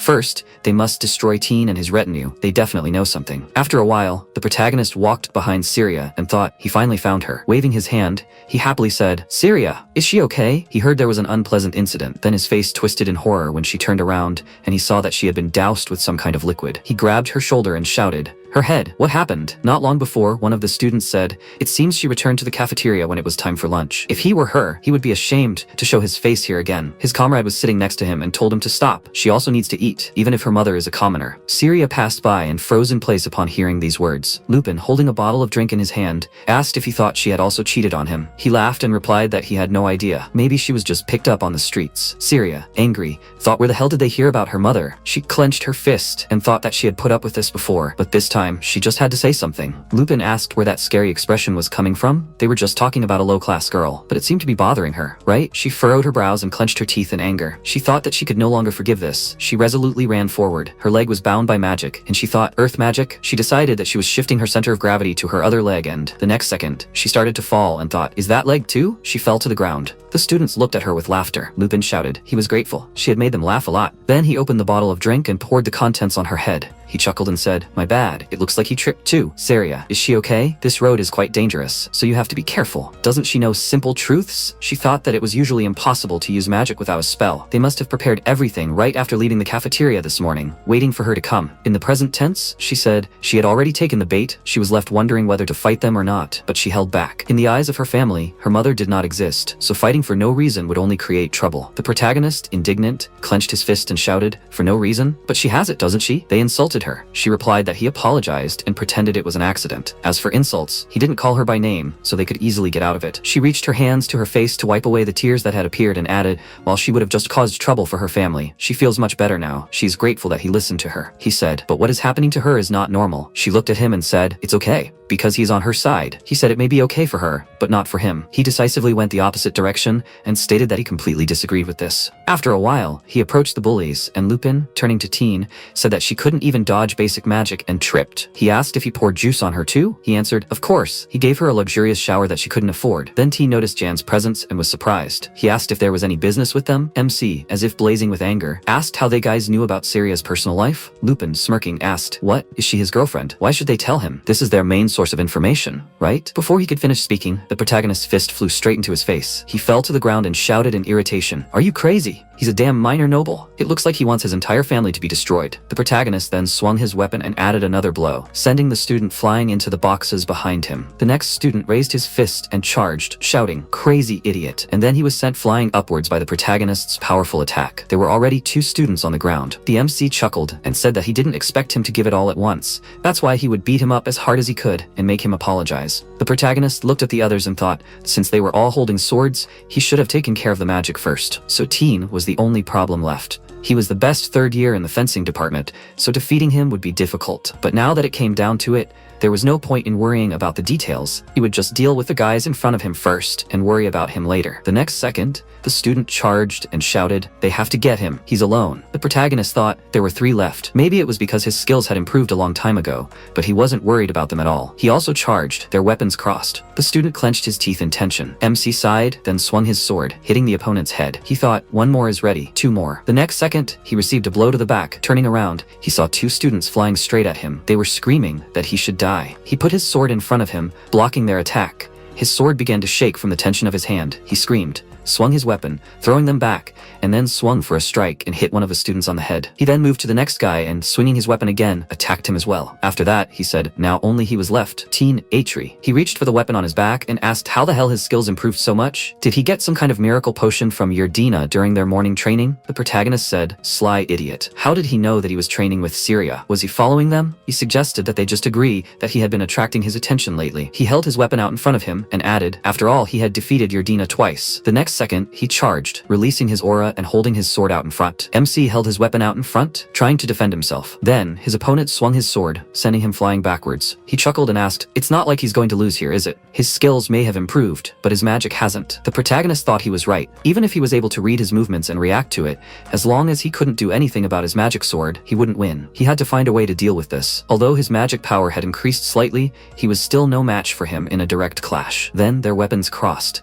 A powerful burst of energy struck right in front of them. The protagonist jumped to the side. Teen smiled and said, he was pretty cool, but he shouldn't think he could win just by running around. MC, breathing heavily, held his sword out in front of him and told him to wait. Idiot. He would cover his mouth yet. He replied, he would like to see him try. If he could, then he would admit defeat like a man. The men of the fierce southern kingdom are willing to bear the consequences of a fair fight. The protagonist thought, a fair fight. How easy to say for someone who picks on Syria just because he can't beat her. Then Teen ran to attack, swinging his weapon. The protagonist thought, from above, a lightning attack fell on his chest. He fell to the ground and thought, what kind of speed is that? As he was getting to his feet, his opponent approached and said that he remembered something. He was curious. During his first fight with her, he saw him dodge an attack that was unavoidable, as if he bent reality itself. How did he do that? The protagonist, holding the hilt of the sword, thought, is he talking about the time when he was possessed by an evil spirit? Only a master can use spatial souls. Stop, steps, legs. Now that he looked closely, the ground here is soft. It is all dug up from the recent battle. This is it, his only way to win. And then he swung his sword again and shouted that he was a little interested in this technique. He is sure that he can dodge his attacks. MC fell to the ground again, then immediately got up and again reached for his weapon and thought, just a little more. His opponent smirked. What happened? Has he already given up and stopped resisting? The protagonist thought, okay, now all he needs is for him to attack him. Teen shouted that in that case he will finish him off. He put the weapon in front of him and quickly ran to attack, then struck in front of him. The protagonist dodged to the side. His opponent looked at him in surprise, and the next second, the protagonist attacked him. He thought in surprise, did he take it? What a monster. In that case, he threw his opponent to the ground and grabbed him by the neck. He was confused, shouting, what is he doing? He should take his hands off. And then MC grabbed the axe and swung it, telling him to stop mumbling. And in general, he should shut up. With these words, he hit his opponent and thought, garbage idiot. How dare he throw mud at someone behind his back? Scum like him should be smashed into a pancake. Then he repeated a few more blows and, getting to his feet, sighed with relief. He said, finally some peace and quiet. At that moment, Lupin got to his feet and, pointing a finger at him, shouted, he is an idiot. How dare he raise a hand to him? He is Lupin, the third son of the Imperial Count Rainella. Now if he kneels down right now. Before he could finish speaking, the protagonist's axe flew right past his face. He dodged in surprise,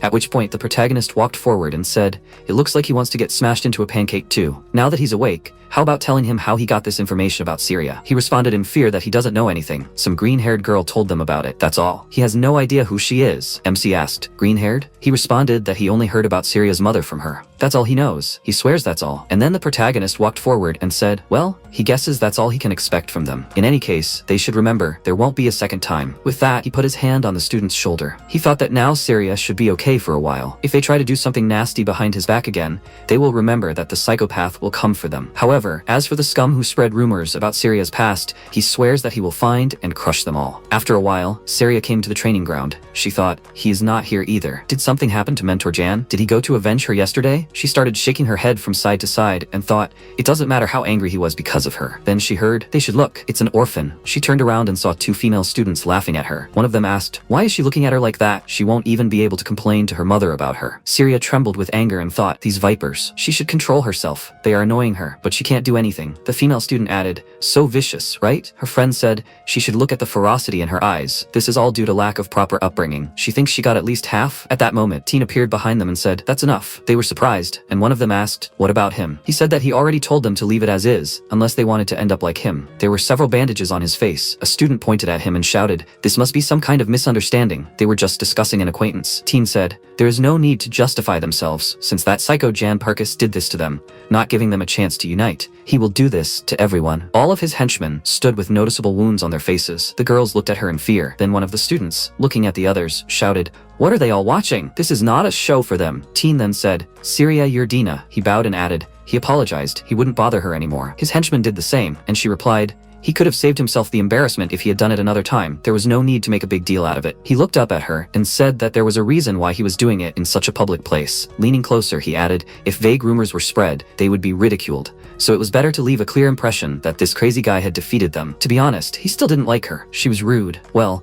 but what was even more annoying was that she was stronger than him, and she had a powerful backing. However, finding allies was also a skill. He placed his hand on her shoulder and told her to be sure to tell Jan what happened today. As she watched the students leave, she thought, he was smarter than she thought. Then she saw the female students bowing before her. They said that they were sorry and would not do it again. She looked at them in surprise and thought if she were alone, she would just continue to endure it, with the thought that nothing could be done, but she could not always rely on his help. With these thoughts, she clenched her fist and thought that next time she would definitely handle it herself. After a while, the saint folded her arms and was indignant. Mr. Jan, is he enjoying pain? In response, he only looked away, and she added that more importantly, she heard that yesterday he beat up 8 people. She helped because of his reasons, but if it were not for that, Ranella would have made a big scandal out of it. MC, sitting on the bed, was surprised. Ranella? She confirmed it. The Count was clearly dissatisfied. He thought, after all, this idiot subdued everything, but there is no doubt that he is plotting revenge. What should he do? What if they say that they will put pressure on his family? Then he grabbed his head, and the saint said, of course, she explained the situation correctly. When he told her the story, she obviously should have sided with him. After all, heaven protects the righteous. And then there was the favor she owed him from last time. He wondered, what was it? She smiled and replied, she understood. He doesn't remember. It's not a big deal, so he shouldn't worry about it, Emmanuel. He wondered, Emmanuel? He thought, damn evil spirit.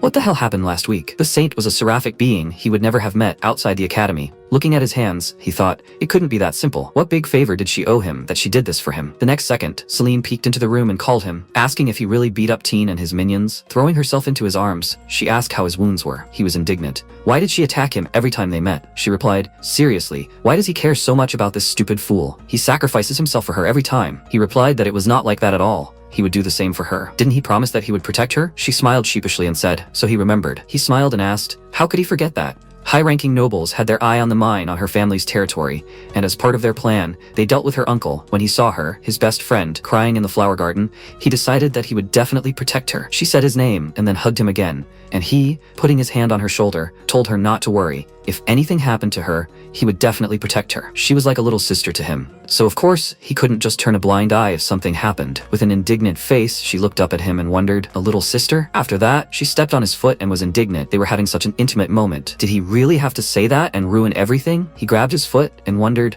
what did he do wrong again? She shouted in irritation at him to forget it. There was no point in trying to explain it to an idiot like him. Then she folded her arms and added, anyway, they would just have to sort out this Yardina problem as soon as possible. Once everything was resolved, Perkis's interest in her should fade. People spreading mean gossip was nothing new, but the situation had changed. Now, they were saying nasty things openly and even in front of her. It wasn't just the ones who held a grudge against her and had some real connection to her. Most of them were high-ranking nobles with quite a lot of connections. The protagonist thought Leto said the same thing. He then asked if she had any ideas on who could be behind this. She replied, first of all, it couldn't be any of the second years. It was a group that bullied her from time to time. There was no single leader. He said, it seemed like Teen didn't have a mastermind among the third years either. She said, that left the first years and fourth years, but they would hardly consider first years, right? They hardly had any contact with Yardina. The protagonist said, then there was a high probability that she was a fourth year. Celine said, Leto would come later, so why not ask him to investigate it? He replied that he would. He had many connections. He thought, a fourth-year student who was a high-ranking noble, plus that green-haired source Lupin mentioned, that narrowed down the search quite a bit. Now, all that was left was to find the puppeteer. After a while, the protagonist walked down the hallway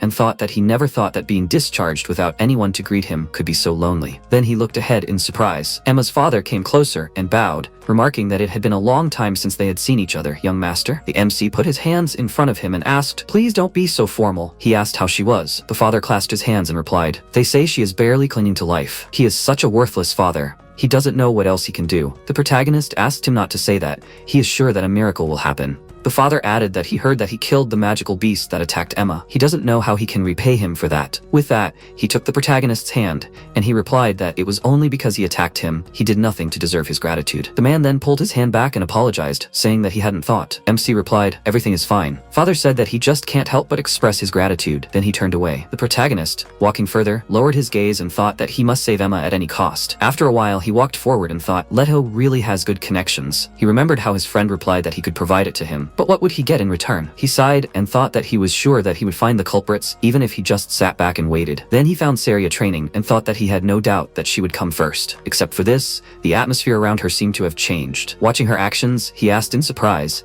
how did he even manage to defeat her? She was surprised to see him, then blushed with embarrassment, bowed and exclaimed, "It's not like that. She was really bad without him by her side, Master Jan." She looked away and awkwardly asked, "What about him?" He replied that everything was as usual. By the way, what was she doing just now? She replied that she was practicing a secret family swordsmanship art, the Golden Lion Sword. This technique draws multiple blade marks at once to blur the distinction between real and fake. She can only draw 3 because she is still inexperienced, but an expert can create more than 10 at a time. The protagonist asked if he was even allowed to see such a technique. She replied that it was fine. Even with his skills, he would not be able to copy it. She meant that he was already quite strong. He awkwardly scratched the back of his head and said that she was right, and then she apologized, and he said that it was fine, she should forget. He thought, it seems like she has grown in understanding people's feelings. She felt embarrassed for what she said. Then she awkwardly said she heard about what he did yesterday. She's grateful to him for figuring it out. He took her hands and said, "No need to worry about it. They help each other when needed because they are friends. She shouldn't worry so much." She looked at him in surprise and then lowered her gaze and replied, "Maybe she's not that bad, but of course, she'll have to solve her problem on her own." He thought in surprise, like a bolt from the blue. Then he said,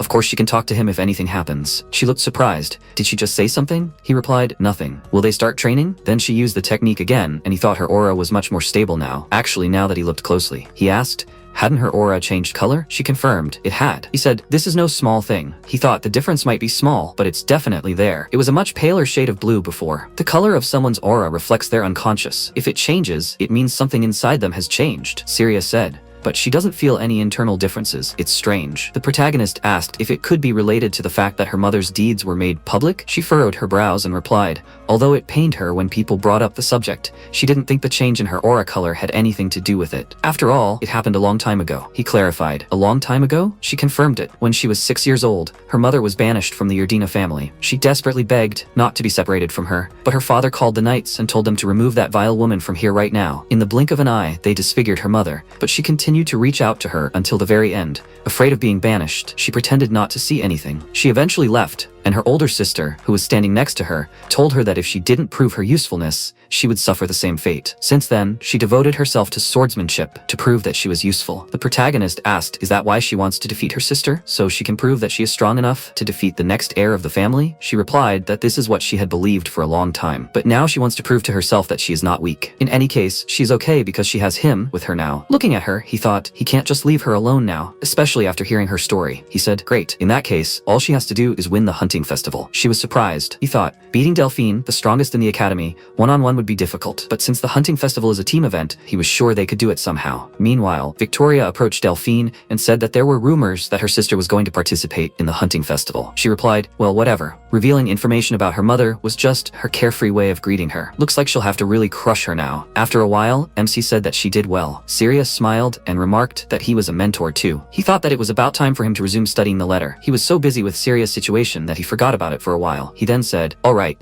he has things to do, so he will. Before he could finish speaking, Syria grabbed his sleeve and said, Master, does he want to have breakfast with her? Smiling, he looked at her and said that she was right. He would go right after breakfast. At that moment, Celine came up to them and, waving her hand, shouted, Jan, she means master. Had he finished his morning routine? He was indignant. Who did she call that? Celine came closer and turned her gaze to Saria, who immediately wished her good morning. She asked, he was going to go to breakfast, right? She grabbed his hand and suggested that they go together. As usual, just the two of them. She started to pull him in the opposite direction, and he said, since when did the two of them have breakfast together? And then Saria grabbed his sleeve. He thought that they should wait. What was going on here? Celine asked. Saria, does she need something from her Jan? He wondered. Did this girl eat something bad? Saria told her to let go of his hand. She was indignant. Who did she think she was to stop them? This was their usual day. She was getting too carried away just because she had gotten a little closer to Jan. He was only paying attention to her out of pity for being someone with no friends. The protagonist retorted, hey, he never said something like that. Syria said, as she thought, she doesn't seem to have a very nice personality. She's the type to say mean things behind her back, isn't she? She was indignant. Is she trying to make her look like a viper now? Syria asked, is she wrong? When she sees her revealing her ugly inferiority complex like this right now, she thinks her words are appropriate. Anyway, she said that the mentor is paying attention to her because he feels sorry for her, right? Moving closer to her ear, she added, then she will remain pitiful so that they can be together forever. Celine pulled MC towards her and yelled she shouldn't cross the line. Syria told her to take out her sword because she also didn't want to hold back anymore. The protagonist yelled, enough of that. They watched him go, and he, heading in the opposite direction, said that he wanted them both to leave him alone for a while. After a while, he was enjoying his drink. Leto sat across from him and said, and that's why he left them alone. He replied that Syria was starting to get angry and Celine was saying weird things, so it was starting to piss him off. His friend took a sip of his drink and said, God, what an enviable situation, when two beautiful girls are fighting over him, making a scene like that. Does he even understand that? In response, he told him to shut up, unless he wanted to get punched in the face. He said that he guessed that Celine was having some conflicting feelings right now. After all, she had a rival out of nowhere. The protagonist was surprised. What did he mean? He put the glass with the drink on the table and said, well, how stupid he is. He replied that he started this nonsense himself. Well, okay, how is the investigation going that he asked for? Leto asked why he was rushing him. He said that it would take a week. His ex-girlfriends, current girlfriends, and the whole house are looking for this green-haired girl. He just has to wait a little longer. MC said that he didn't think it would take so long. He replied that it wouldn't be an investigation if the answer came to him by itself. The protagonist added, by the way, he has a question for him. Do you think a letter can come from the future? Leto folded his arms across his chest. Surprised, asked, what's wrong with him today? He keeps saying weird things. He replied that it would probably be better if he showed it to him. He took the letter out of his inside pocket and told him to take a look at it. Leto, for his part, didn't see anything in his hand and asked him to look at what? He replied, oh no. He told him to look at this letter from the future. Leto asked, hey, maybe he was poisoned by something? He ran his hand through the letter and said that there was nothing here. MC was surprised and thought, what's going on? His hand went right through? Leto asked him not to tell him that he was cursed with a mental disorder or something like that. The protagonist replied that that was not true. That's how he found out about the attack on Emma, and the damage from the magical beasts the other day was also avoided thanks to what was written here. He asked, what else? He replied, it further said that a strong magical beast will appear at the hunting festival. Leto clarified, the hunting festival? Isn't it natural that there would be a strong opponent since the 4th years have returned? He replied that he didn't mean that. He means that a strong magical beast will appear at this year's hunting festival. Leto said, okay, does he really need to emphasize that the hunting festival is happening this year, even though every student in the academy knows about it? The protagonist looked at the letter and thought in surprise, what's going on? Their conversation is not going well at all. Can't he even tell others about the contents of the letter? Leto then said, let's say he's telling the truth. Then there's a high probability that some kind of time anomaly is happening to him, created to prevent the impending crisis. MC asked in surprise, a crisis? What is it about? He replied that it was a very serious situation, but he was too stupid to understand it. Distortion of space-time can only be achieved through high magic, and even then, only to a limited extent. Does he understand why? He scratched his cheek awkwardly and thought, he had a feeling Emma had said something similar before. He then asked, because it's hard to use? He replied, God, it was stupid to even ask. Using something like that would disrupt the world order, so there is a limitation. He can take the extermination of the magical wolf he mentioned earlier, for example. In the future, where the letter came from,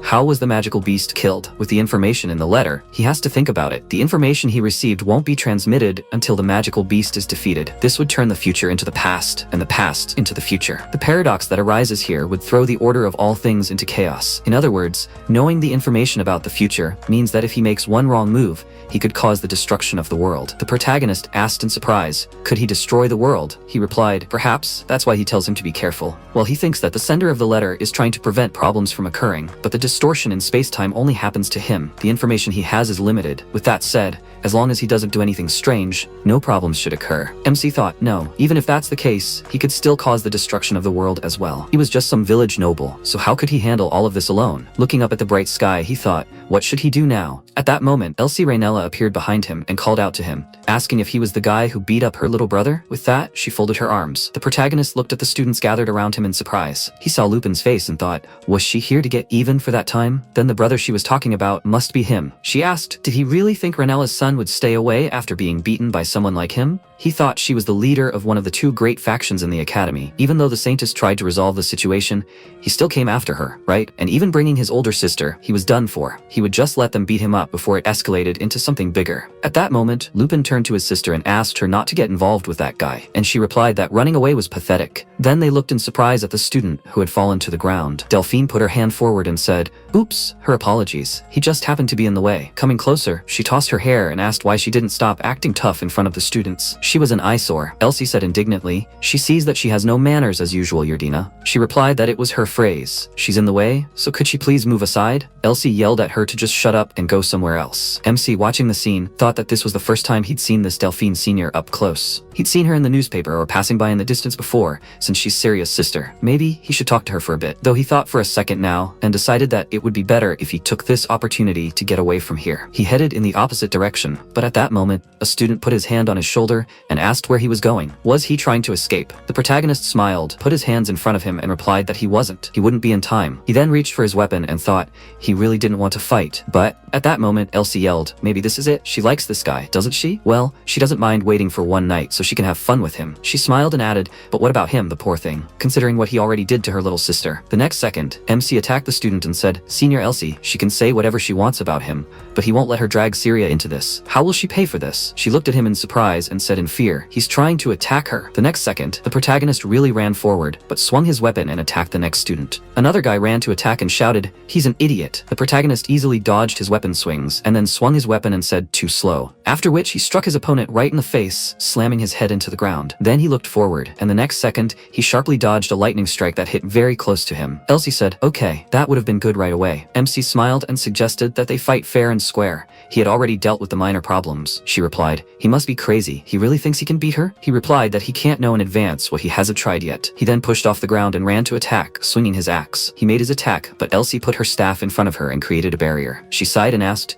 "He thinks someone of his level can break her shield?" He asked. "Then how about he try? They will see how long her shield lasts." She smiled and asked, "He wants to try to break her shield? He is delusional." Well, at first, he even managed to surprise her, since he managed to beat her guys. Putting her staff in front of her, she added, "But some third year like him will never win." Before she could finish speaking, the protagonist threw his sword at her. It flew off, hitting the barrier, and she screamed. "He's small." He approached her, breaking through the barrier. He grabbed her face and pinned her to the ground. Swinging his axe, he said she was not lacking in confidence but would she continue to babble like that when her shield was broken? Smiling, she thought, so that he wouldn't make her laugh. She was one of the best mages in the academy. Did he really think that if he continued to pound on the shield, it would break? While this fool was completely focused on swinging his axe, she needed to hurry up and cast a spell to crush it. The next second, MC struck again. The shield became covered in cracks, and then completely shattered into small pieces. The mage's hands were shaking. She asked him to stop. Tears were streaming down her face, and she asked for help. He was surprised. What? Now she was suddenly begging for mercy? He had thought she was ready to fight to the death when she had ridiculed him and Syria. She had responded, but was he really going to kill her? No, she didn't want to die. He swung his axe and said that in that case, she shouldn't have started this. After all, death was an inevitable part of a battle when honor was at stake. He then thrust the axe into the ground right next to her head and said that he would let it go for now, but next time she would be unlucky. The student standing nearby looked on in surprise, and then the protagonist walked forward. Delphine then called him over and asked if she could borrow some of his time next time. There was something she wanted to talk to him about. After a while, Leto laughed and pointed at him, saying he wondered who it was. He couldn't believe that he was the axe murderer. The protagonist sighed and asked if he should let him feel real fear. He gave a thumbs up and said, "Well done. He's so cool when he's giving it his all." By the way, there were rumors that he was chatting with Lady Delphine. The protagonist confirmed it. That's how things turned out. Leto asked, "But what business did she have with him?" He replied, "No idea. They were meeting tonight, so for now he just gave her consent to talk." Anyway, did he find out who started the bullying of Syria? He confirmed it. That's why he came to see him. After that,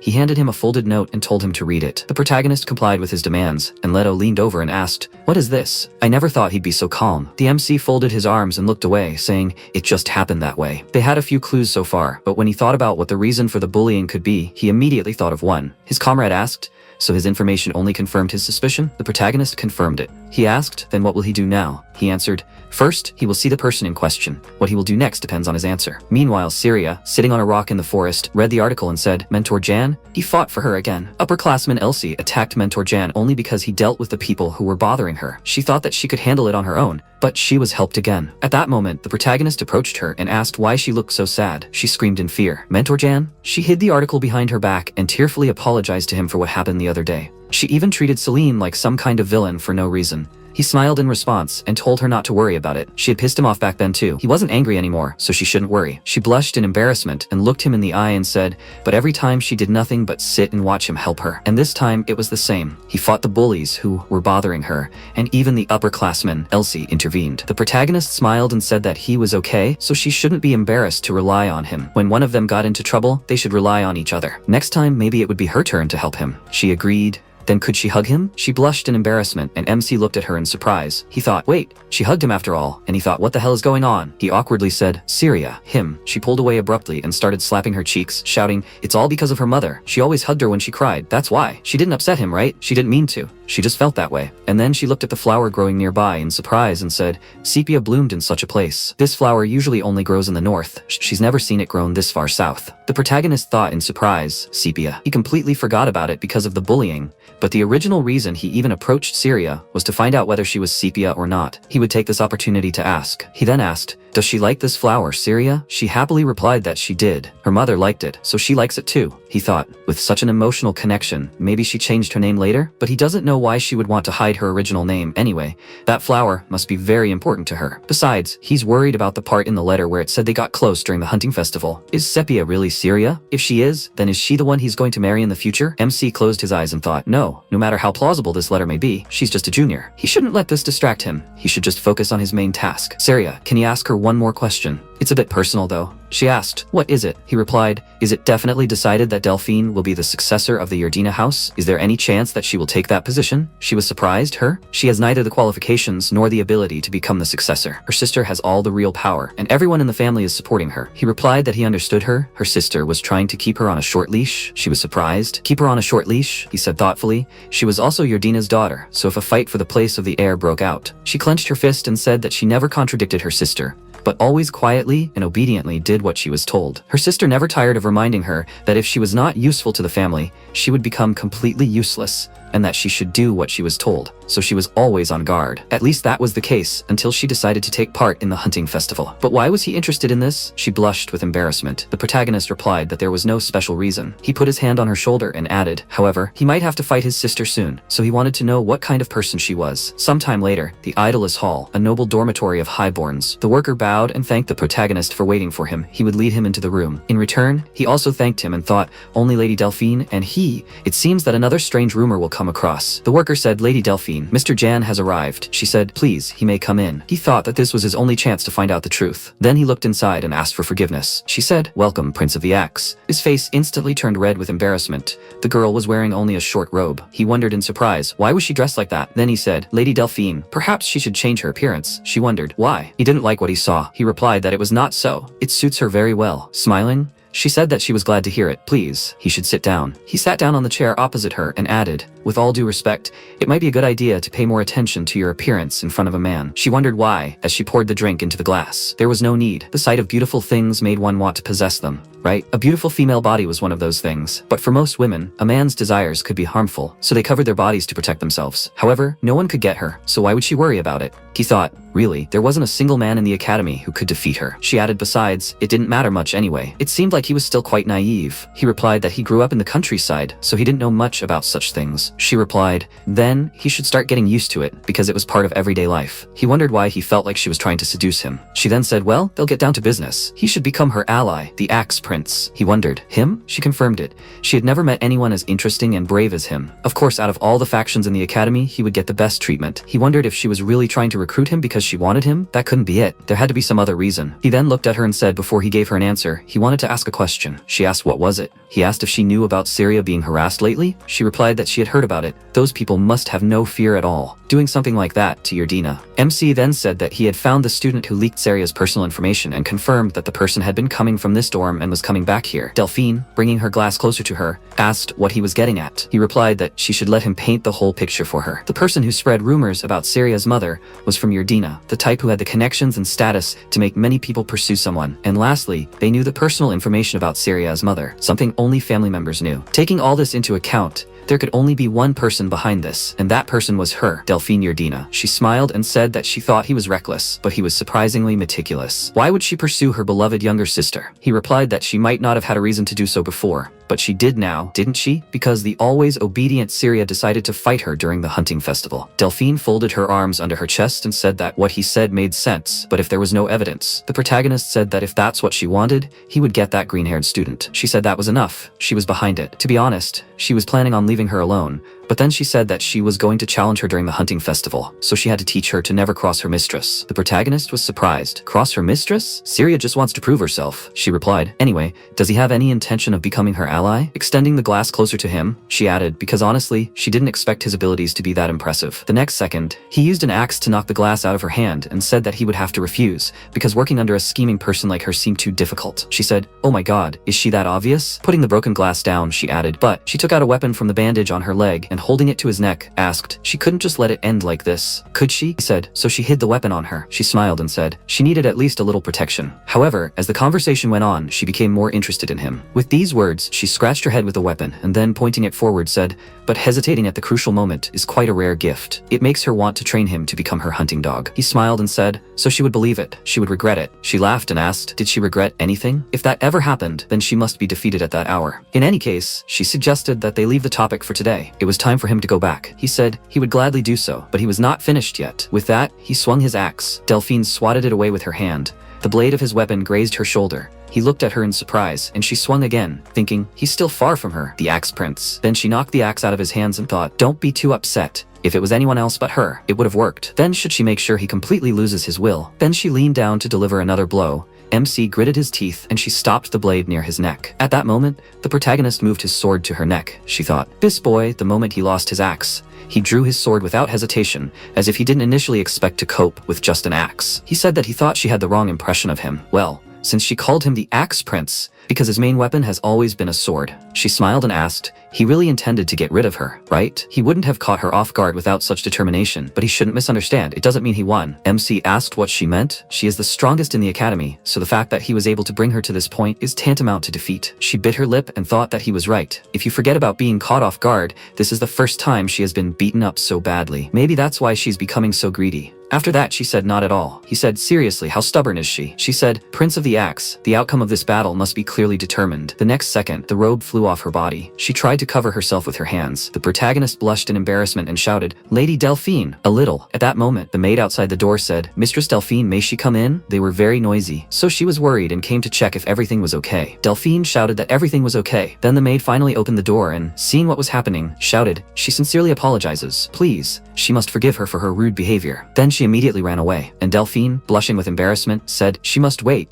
This is not what it seems. Then the protagonist reached for his axe and asked, what is this? Why is his axe lying here? Then, heading for the exit and bowing, he suggested that they just agree that this time he lost. Well then, good night, and then the door closed behind him. After some time, the student, turning to his comrade, asked, should he say, has he heard of Lady Delphine? He asked, is he talking about a student named John who came to her dorm and caused a stir there? He confirmed it. Apparently he threatened her, a defenseless lady, with an axe. He guesses he's the type of person who starts swinging an axe whenever he's in a bad mood, right? The student said he's known this guy for 3 years, but he never thought he'd be such a scumbag. Hiding his true nature is much scarier than hiding his abilities, right? The student replied, come on. Then he was surprised. Turning around, he saw the protagonist and said, he didn't say anything bad. The next second, they ran away in the opposite direction in fear. One of them shouted, it's the Axe Prince. He has to run, otherwise he'll kill him. The protagonist sighed and said, another strange rumor appeared again. He thought, how did the news of what happened spread so quickly? He can't help but think that someone is deliberately spreading rumors about him. Then he looked at the wall. There was a notice posted saying, 12 days until the hunting festival. The hunting festival schedule was revealed. The hunting festival, the great Emperor Idalus's favorite holiday, would be held on the 30th. The participants who caught the strongest beast in the forest would be proclaimed champions. A special prize would be given to the group that caught the most beasts. The application period was from midnight on the 16th to 6 o'clock in the evening on the 23rd. Participation requirements. Open to all students, regardless of year, faculty, or academic performance. Applications must be submitted in groups of 4. He thought, since he had decided to participate, he had better register soon. But right now, it was just him and Syria. Where would he find 2 more people? And then he said, I'd like to have at least 1 mage on the team. He thought, having protection was important. Should he just invite Leto now? After a while, his comrade gave him a fist bump. There was no way in hell he would join them. MC made a cute face and said, come on, he shouldn't say that. They should go together, Leto. He yelled indignantly. What was he picking on? He replied that he just wanted him to join them. He said, stop it. He was disgusting, but a mage was a good idea. The protagonist said, okay, if he wasn't going to join them, then he should at least introduce him to a good mage. Leto thought, a good mage must be like that. Yeah. Ah, Jan, he should just follow his words. There was a news ad on the table, the infamous Elsie Ranella. Was it really over for her? He said, if he did this right, he would definitely get himself a mage. After a while, the student asked, well, does she have a last wish? Elsie, looking at him seriously, shouted, he can't make fun of her just because of one loss. Swinging her fist, she added, he shouldn't underestimate her. The student, kneeling, tried to turn away and shouted for her to forgive him. She said, okay, if he can endure the next 10 seconds without making a sound, she will close her eyes to it. She concentrated energy in her hand and prepared to attack. He shouted that she will regret interfering. At that moment, the MC approached them and asked, upperclassman Elsie, what is she doing? She shouted for him not to interrupt her. Then she turned around, noticing him, and the protagonist asked if he could take up some of her time. With these words, he showed her his axe. She looked at it in fear. After a while, the student ran off the court. Elsie lowered her head and said that everyone had left. The protagonist scratched his neck, thinking that she was listening to him completely. He remembered Leto's words, who said that if she showed the slightest sign of disobedience, he should just flash the axe. He would do it, and everything would be solved. He thought, but Leto, doesn't that make him a terrible person? And then he sighed and said that he just wanted to talk, so she shouldn't worry. She asked in surprise, talk? She had nothing to talk about with him. He came closer. She begged him to stop. She shrank her whole body and screamed that she would do whatever he said. Please, just put the axe away. The protagonist put his hand on her hat and said, that must have been hard. She wiped a tear from her cheek and said, idiot. The protagonist scratched his cheek and asked, why is he an idiot? She answered because he was the reason everyone was laughing at her. They were saying that she was an idiot for crying after losing to a third year. He answered seriously, but she was crying. She was indignant. She wasn't crying. He laughed and said, so be it. Then she wiped the tears from her face again and added, anyway, it was all his fault. He asked, really? Actually, he intended for this whole situation to end with him getting beaten up. But then she knows who showed up. Elsie asked, Delphine Yardina? He said, exactly. So why doesn't she get revenge on Delphine? She asked, how? He said, Delphine said that she was going to win this year's hunting festival to bring honor to her family. If she failed, it would be a great shame for her house. Elsie clenched her fist and said, it served her right. The protagonist added, in that case, would she like to join him at the hunting festival? She asked in surprise, but why is she with him? The protagonist looked at her in surprise, and she added, never mind, that's not what she meant. The MC closed his eyes and said, he knows she doesn't think highly of him, but would she really be okay with just standing by and watching Delphine win? Elsie clenched her fists in indignation and said, she was going crazy just thinking about how that idiot was showing off. The protagonist said that's why he was asking her to join him. If they teamed up, they would definitely win. She thought about it and then put her hands on her waist and said, okay.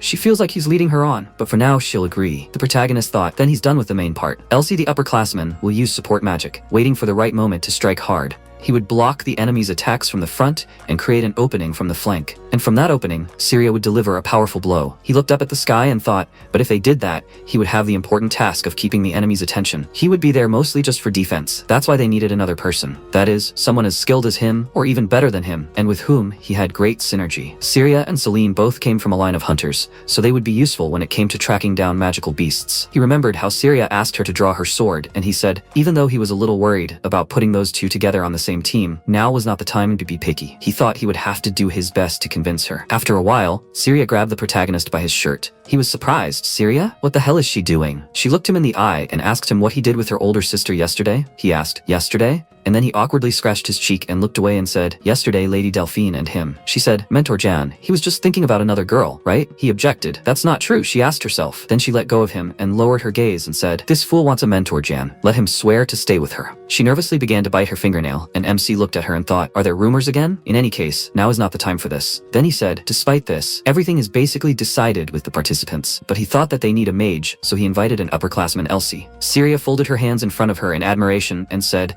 with her, they don't have to worry about attack power. He said, regarding the last member, he thought it should be Celine. She was surprised. She would only bring unnecessary arguments. The protagonist answered, but she has no equal in skill. Syria lowered her gaze again and added, she doesn't like people who always start conflicts. MC thought it wouldn't be that easy. They were like oil and water. But even so, he couldn't back down now. They had to participate in the hunting festival and win. Then he put his hand on her shoulder and said that he knew it might be difficult. But could she trust him at least once? She replied, okay, she would believe his words. Mentor Jan? He smiled and thought, great, now he's dealt with Syria too. Only Celine was left. If she joined, his team would be complete, but would she agree to it? After a while, he came to the yard. Celine was sitting on a bench. Approaching her, he asked how she was doing. Seeing him, she asked in surprise, Jan? Then she stood up and said that she was really sorry about what happened. He told her not to worry about it. It happens. She asked, did that mean they made up? Then would he like to eat together tomorrow, since he left for so long? He said, we agreed, but first he wanted to ask her for something. He awkwardly scratched the back of his head and asked if she wanted to go to the hunting festival with him. She was surprised. The hunting festival? He confirmed it. He was going to team up with Syria, but they were short-handed anyway, and of course he knew they didn't get along with each other. But she interrupted him and said, okay, she'll go. He smiled and asked, Really? Is she sure? She smiled shyly back and replied, of course, after all, no one works with him as well as she does. Obviously, she'll have to go. The protagonist smiled and thought that she agreed to it faster than he thought. With Elsie and Syria being the best in the academy, they don't have to worry about attack power. He knows about the gap in defense thanks to the letter, so they have a good chance of winning. The problem is teamwork. One is always picking fights while the other has zero social skills. Also, Syria and Celine always bicker as soon as they see each other, so it definitely won't be a cakewalk. He clenched his fist and thought, first, they need to learn to work together. Great. He'll make them go through safe, practical training. They won't fight in a situation of real danger, right? After a while, everyone gathered in one place. The protagonist thought, how awkward. Elsie, with her arms folded, asked how he can call this a team. Even if the two of them don't get along, the least they can do is talk to each other. The protagonist tapped her on the shoulder and then showed her the axe. She screamed in fear that she was sorry. She wouldn't choke anymore. He leaned over and asked, she promised, right? She confirmed it.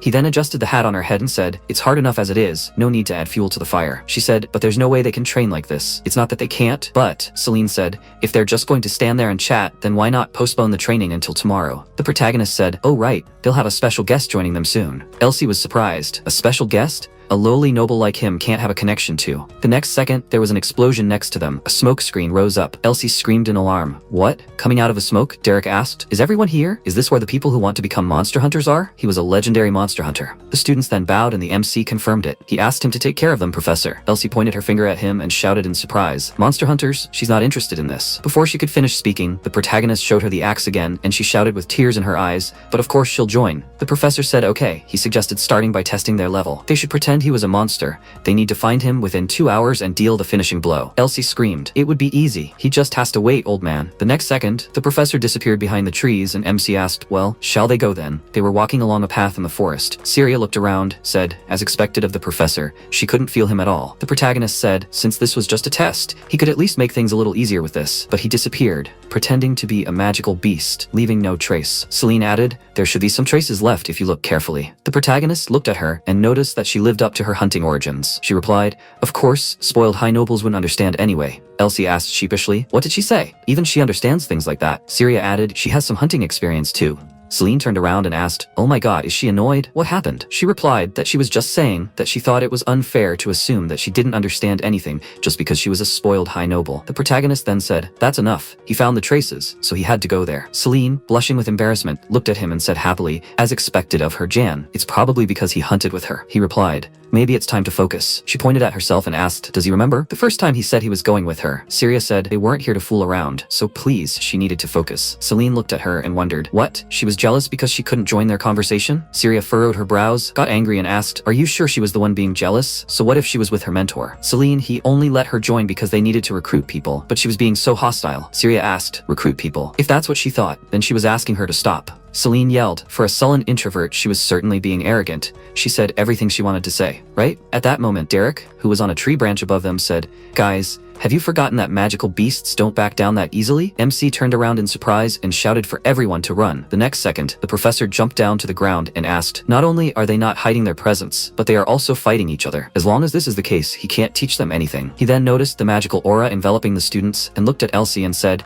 to use support magic so quickly, she's more capable than she looks. Mage. She concentrated the energy in her hands and replied, of course, she is the best mage among the 4th years. Old man. He snatched the magic wand from her hands and asked, but what will she do? And her teammates don't seem to be on the same level. Just look at him, hiding there in ignorance, leaving the mage, the most important member of the team, unguarded. The protagonist, looking at Syria, thought, damn, if they regroup, they can take advantage of their numerical superiority. And then he saw Syria running forward. He yelled at her not to go. As the student approached the professor, he asked why she allowed herself to be provoked. Easily dodging her attack, he added that in situations like this, you should talk to your teammates and work together. He then hit her on the back of the neck and she fell to the ground. He asked, so what are the two of them planning on doing now? The protagonist looked at the student and thought that Elsie couldn't continue, but maybe Syria. He then turned to Celine and told her to go there and help Elsie. She was the strongest, so if they wanted to fight, but she responded in the negative and said that even without her, they could fight normally. MC was indignant. Seriously? Even in their situation? Her. She yelled. She hates how much he cares about her. Derek stood in front of the protagonist and said,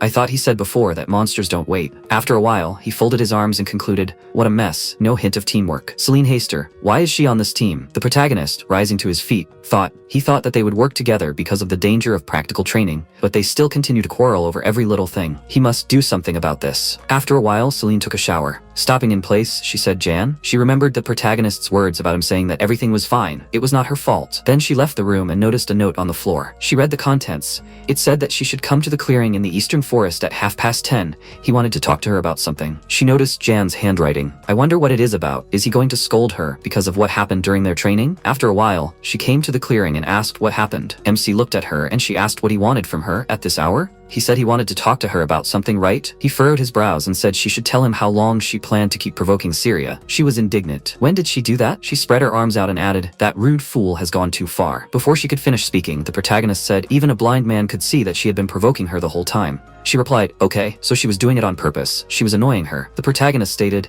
he had heard enough, she should come to him. It seemed there was only one way to end this problem once and for all. Salim then asked in surprise, a duel? What was he saying? And then he threw her a sword and told her to take it. She asked him to wait a second. A real sword? He confirmed it. After a real duel, she would not be able to justify herself anymore. She replied, that is not true. She means, why should they fight? He replied, since talking leads nowhere, let the winner decide what happens. They always decided everything this way, right? She remembered how as a child, he ran away from her and said that if he won this race, then they would face off. She ran after him and shouted indignantly, why is he deciding this on his own? She asked, he has not changed at all, right? Okay, then this is probably better than feeling depressed all the time. She held the sword in her hands and getting into a stance, asked, and how will they decide the winner? He replied, whoever gives up, loses. Then he put the sword in front of him and shouted, in that case, they will begin. She lunged forward in lightning speed. MC swung, raising his sword up. She also raised her sword above herself, and he thought, what? It's no surprise that she's better than him in magic. Then she slashed in front of her. The protagonist flew to the side and thought, but to that extent? He skidded to a stop on the ground and perplexed, shouted, did she drink a potion there? She said that the evil spirit that possessed him taught her that it's better to put all her strength into one blow. At first, she thought that all this was just nonsense.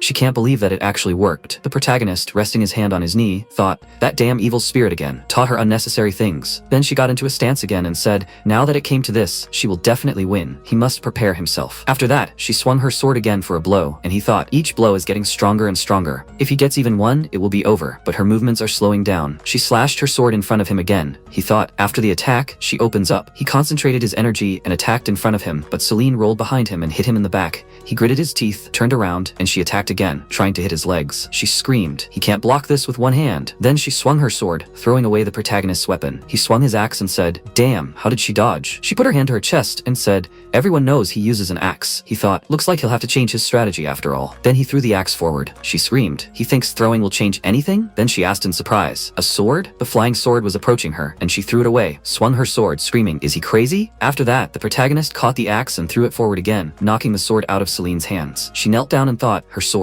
She reached for her weapon, but MC charged and shouted, too slow. He thought that he would aim for her arm. This way he would be able to minimize his injuries and she would not be able to attack anymore. She, seeing the weapon approaching, pointed her weapon forward, and he thought, if things went like this, he would not hit her arm. The sword was aimed straight at her heart. The next second, the protagonist's sword stopped near her chest, but Celine's sword pierced the protagonist's arm. She thought, he pierced his arm to stop the sword. If he hadn't done it, she probably would have. Then the protagonist placed his trembling hand on her head and said, Celine, he won? He smiled. She looked up at him sheepishly and said, Jan. He said, he wants to. She stated that now he needs to undergo treatment. He added that she should apologize to Syria and give her all at the hunting festival. She asked, seriously? And this is his wish? There are so many other things he could do. Before she could finish speaking, the protagonist fell to the ground. She called him in fear. After a while, the protagonist woke up from the sun's rays falling on his bed. Raising himself to a sitting position, he closed his eyes. Celine stood next to him and asked if he was finally awake. He was surprised. Had he been here all night? She stretched her whole body and confirmed it. As luck would have it, his injuries weren't too serious. He added, exactly, it didn't hurt that much. Celine then turned around and saw Syria standing in the doorway. She called her in surprise. MC, noticing her, asked why she was here. Syria, walking closer, said that the saint told her that he was seriously injured. Celine looked away and then stood up. Syria looked at her in surprise, and Celine said that she was sorry that she always started fights with her. It wouldn't happen again. The protagonist, despite her, thought, good job, Celine, but she shouldn't complain if she won't forgive her. It's up to her to accept the apology or not. Syria replied, it didn't bother her anymore, and Celine, still nervous, asked, really? She confirmed it, because it was always like that. Then she smiled sheepishly and added, and since it was her fault too, she accepted her apology. She suggested getting along in the future. They shook hands, and Celine, smiling, agreed. She suggested communicating well. Her partner agreed with her. MC thought everything went better than he expected. So, nothing should hinder them anymore at the hunting festival. Everyone in their team is very talented, but they had some internal conflicts. He put his good hand to the bandaged one and thought, now that those are resolved, all that remains is to improve their teamwork. Then the the saint entered the room and, smiling, said that he seemed to be feeling much better. Could they both leave the room so she can treat Mr. Jan? The protagonist thought in surprise. What? Why was he suddenly shaking? Celine bowed before the saint and said, he is a very important person to her, so please, she should take care of him. She replied, of course, she understands. However, if he is so important to them, then they should make sure that he does not get hurt. Celine said that she understands and then left the room. The saint then turned to Saria and asked her to leave the room. And then she asked, is something wrong? She replied, can she really not stay? The saint, still smiling, asked, why? Is she his fiancée? She shouted. No way, she asked. Then is she his lover? Saria shouted. That is not true at all, she replied. In that case, she pushed her out of the room and asked her to leave the room. After that, she locked the doors and, turning to the protagonist, told him to hold out his hand. He held out his hand to her and said that she shouldn't have kicked them out of the room like that. She pressed his injured hand. He cried out in pain, and she added, he doesn't intentionally hurt himself all the time to impress the ladies, right? No matter what happens, he shouldn't get hurt anymore. She started to turn his hand, and he cried out, but the way things were going, she would make him get hurt even more. She noticed that he was getting hurt too often lately. If he got hurt again, he might get irreversible things. He was surprised, really? He would be more careful, she added. This was her advice as a responsible priestess. If he was planning on participating in the hunting festival, please, he shouldn't do it. With that, she sat down on the chair opposite the bed and said, his body is at its limit, Mr. Jan. The protagonist sat down on the edge of the bed and thought, even if she said so, he just cannot go. After that, she stood up and asked him to promise her, okay? He replied, okay. At that moment, Yurin entered the room and asked, what's going on? It seemed pretty serious. He had only been gone for a month and something had already happened. He was a third-year student at the academy and the protector of the saint. MC, seeing him, smiled and said, Yurin, he said he was going to the Holy Kingdom, right? He replied, that's right. He went there and sorted out some matters. The saint, looking at him, said, welcome back. Did he return the item safely? He, reaching into his inside pocket, confirmed it and apologized for taking longer than planned. The old man continued to insist that he couldn't. Then he handed her the box and said, here is a blood crystal. The protagonist asked in surprise, a blood crystal? He confirmed it. It is one of the holy treasures bestowed by the saint, the only one of its kind in the entire kingdom. By using it, the saint's healing power will be strengthened. As long as there is still life in a person, he can be saved. The protagonist asked, as long as there is still life in a person, he can be saved? The saint confirmed it. It can also cure Mrs. Emma. However, it is an especially valuable item. She looked at the box in her hands and added, so unless there is an emergency and the use of this has not been authorized by the Holy Kingdom, the crystal cannot be used. We would like to save Emma, but please, he must understand that she cannot use this. He replied that he understands. She said, then she asked them to forgive her. Mr. Jan, please, he must keep his promise, okay? Then they left the room. The protagonist sighed and said, if he had a choice, he would also prefer not to go. He placed his hand on the other hand and said, but there is a lot at stake here. He promised Syria that they will win. Plus, if a high-ranking magical beast appeared, they could use it to save Emma. And above all, if he ignored the letter's warning, it could lead to serious incidents. He was sorry. He would try his best not to get hurt. With that, he untied the bandages on his hand. 8th day before, 6th day, 5th day X. The protagonist looked ahead and said, well, then will they go? The rest of the team walked behind him. They stopped near the tent. Elsie folded her arms and asked, this motley group managed to get together, huh? At least, they should not drag each other down. MC looked at her and said, they were all trying their best as if their lives depended on it, right? She confirmed that was true, but the basics were still the basics. A real fight was very different. He noticed that she was right, but at least they could work in unison now. So, the next second, a dagger flew at him. Swinging his axe sharply, he threw it aside. He saw Delphine, who noticed that they hadn't seen each other for a long time. He shouted indignantly, that was really dangerous. She asked, geez, wasn't he exaggerating? He could have easily dodged, right? Coming closer, she added, anyway, she just wanted to come by and say hello. And something to say to her little sister. Syria looked at her in fear, and she said Syria she should give up and retreat. She's good at this. First letter, 9th part. But I am grateful to the dean from the bottom of my heart. From that day on, our relationship became even closer. Plus, it was the first time I won the hunting festival. I wondered what would happen when I faced that monster, but thanks to you, I managed to survive. Even now, I still have doubts. How did you know everything about that monster? How did you figure out that its weakness was its horns? The protagonist furrowed his brows and thought, this is the most unpleasant thing to say to his sister. Now she's telling her to give up? Even if she's the future head of their family. This is simply outrageous. Elsie shouted indignantly. Is she out of her mind? They have to win the hunting festival, so she shouldn't interfere. She shouted. Who the hell is she? Delphine said with a smirk, but she's talking to her sister. Elsie clenched her fist and shouted, does she even have a brain? Telling her to give up now is the same as telling them to give up the competition. The main character, stretching out his hands to her, asked her to calm down. He put his hands on her shoulders and thought that he was about to intervene unwittingly, but thanks to the fuss she had made, he felt much calmer now. Delphine added, could they, the outsiders, not interfere? She was talking to Syria. Her sister's words floated up in the student's mind, telling her to keep in mind that she would never defeat her, and if she did not prove herself useful, she would suffer the same fate as her. So she should not even try to oppose her then. The next second, MC called her and said, she was no longer a child who just sat and watched. She should not be afraid. That was why she was participating in this competition. She clenched her fist and said, she must forgive her sister. Just this once, she would not back down. Delphine smiled and asked, is that so? Well, to be honest, she was glad to hear that. It had been an eternity with their sisterly rivalry. It would be boring if it ended that easily. Well then, she should climb as much as she wants, Syria. After that, she turned around and walked in the opposite direction. The protagonist threw a dagger at her and shouted, "Lady Delphine!" She forgot something. Olmar suddenly appeared in front of her and deflected his attack by throwing the dagger back with an axe. The protagonist, after catching it, asked, "Don't they want to return it?" She replied, "He can keep it as a reward for deflecting her surprise attack." The protagonist looked at the weapon in his hands and wondered what to do with it. He then put it in his inside pocket and said, "Okay, he'll keep it." Olmar approached him and said, "He's really good with an axe," true to his nickname. He asked, "Who is he?" Elsie explained that it was Olmar, the double axe. He was quite a famous mercenary among the fourth years. It seemed that he had caught his interest as the brother of the axe. Olmar, swinging the axe, asked to let him show his axe skills to another connoisseur of this beautiful weapon. Then he started juggling axes. The protagonist thought, what does he want? Should he knock the axe out of his hands? Olmar asked, what does he think? Before he could finish speaking, the MC knocked the axe out of his hand. Olmar shouted in surprise, "What?" He dodged the protagonist's attack and said how impudent of him to suddenly swing the axe. He replied that he just decided to show off his skills in response. Isia came up to them and shouted, "Hey, why is he stunned and not the other way around?" Olmar replied, "He's just trying to show him his axe skills." Then Furman came up to them and said, "Olmar, it's time." He replied, "Okay, Furman. Hey, if he's interested in joining the circus, he should come to their circle." The protagonist was surprised, "What?" And then their team turned in the opposite direction. Delphine said, "Well then, see you soon in the forest, Axe Prince." Celine asked why they came here, just looking for someone to fight?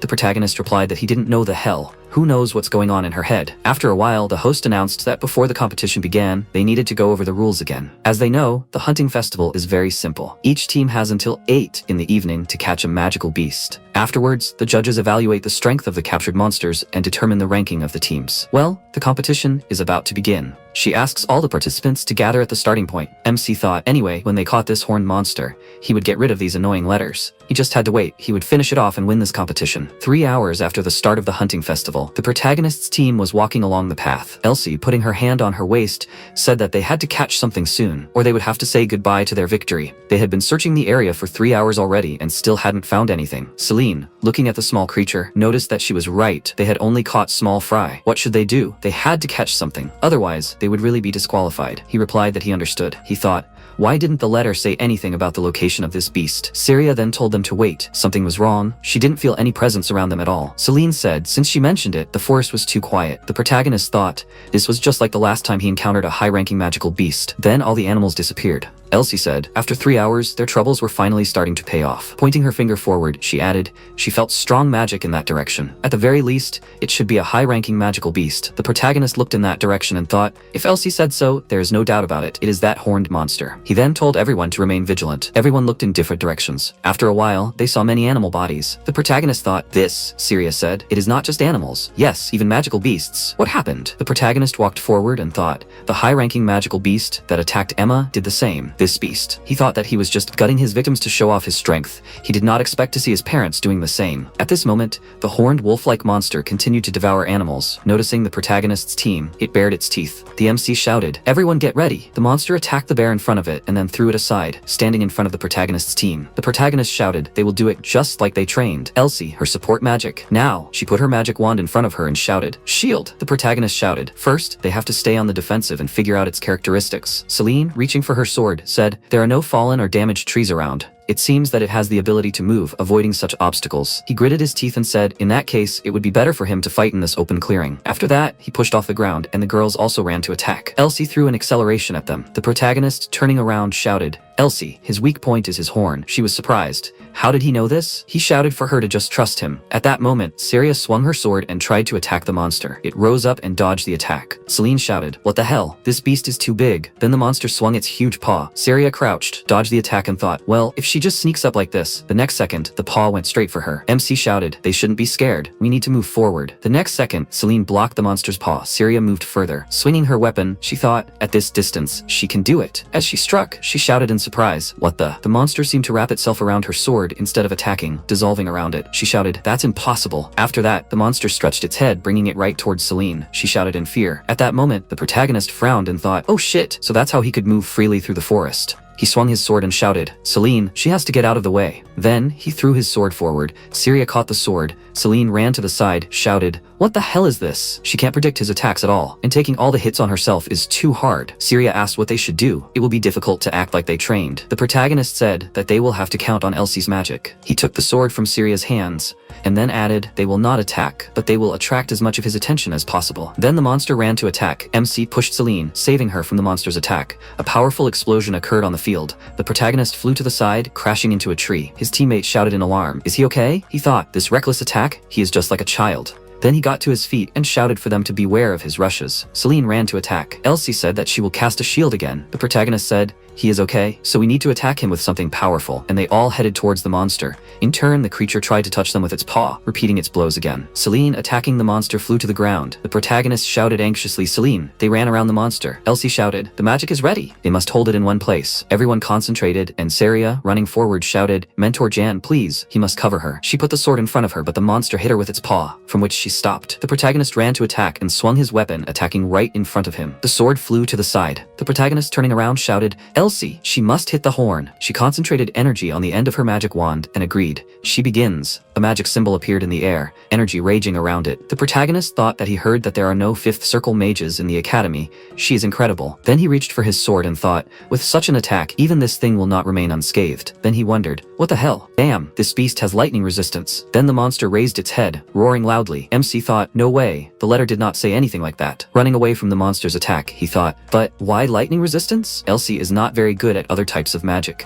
He will have to buy time and come up with a strategy. Then he dodged to the side and thought, there is a small gap between his horn and his body. Slowing to a stop on the ground, he shouted, "Elsie, they should try again." She was surprised. Didn't he hear her when she said that he was resistant to lightning? It doesn't matter how many times she attacks with lightning. The protagonist swung his axe and said that they don't have time for this. He thought, oh shit, if he is resistant to lightning, of course it makes sense that he would use lightning too. The next second, he began to concentrate electrical energy in his mouth. The protagonist's mouth opened in horror, followed by a bright flash of light falling to the ground. First letter 10th. Every time I ask, you just give me a smile and say, I have my ways. Even now, 7 years later, it's still a mystery. After defeating the beast, we were suddenly attacked, but we were the ones who somehow managed to loot the beast's corpse. And now, I guess I'm even grateful for the attack that day. MC shouted, Elsie, she has to run. She jumped to the side. Syria ran forward, pushing her further. A stream of lightning flew forward. The girls fell to the ground. Celine swung her weapon, approaching the monster's head, and shouted, this. The next second, she flew to the side from the monster's attack. The protagonist, approaching the creature, shouted, hey, his opponent.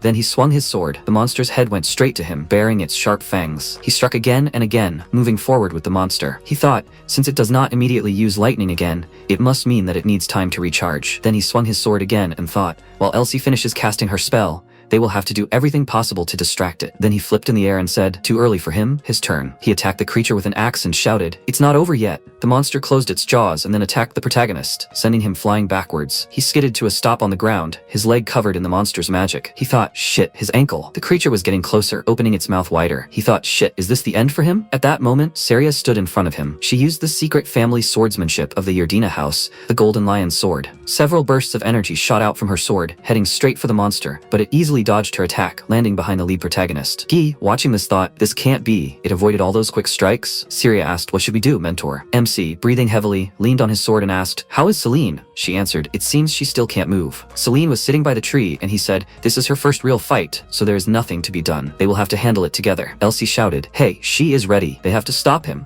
They have to stop him from moving again. Then the protagonist said, Syria, she has to take his attack at least once. She agreed and added, but what the hell is he planning to do? He frowned and replied that he has a plan. She just has to trust him, please. She said that she understood and put her sword in front of her. Then she ran to attack. Her sword collided with the horn of the monster. She braked on the ground, using all her strength. Then the monster threw its head back. The protagonist pushed off the ground, flew up, swinging his axe. The monster grabbed his hand and he shouted, this is what he wanted. Damn this monster. He then attacked the creature in the face with the axe. After that, he reached for his sword and thought that he would take this chance and hit him. Then he plunged the sword into the monster's head. The creature shook its head from side to side, throwing the protagonist aside, and then began to concentrate energy in its mouth. The protagonist chuckled too slowly. The next second, Elsie shouted that she was starting. A flash of energy hit the monster right. It threw its head back, screamed loudly, and then its body trembled. MC pointed at his head and asked, "How is that for him? To be burned from the top of his head, he means?" The monster fell to the ground and he thought, even if he has resistance to lightning, he will not withstand it if he hits from the inside. That is, by this point, everything from his brain to his organs should have melted. This is the end for him, the monster. Elsie said,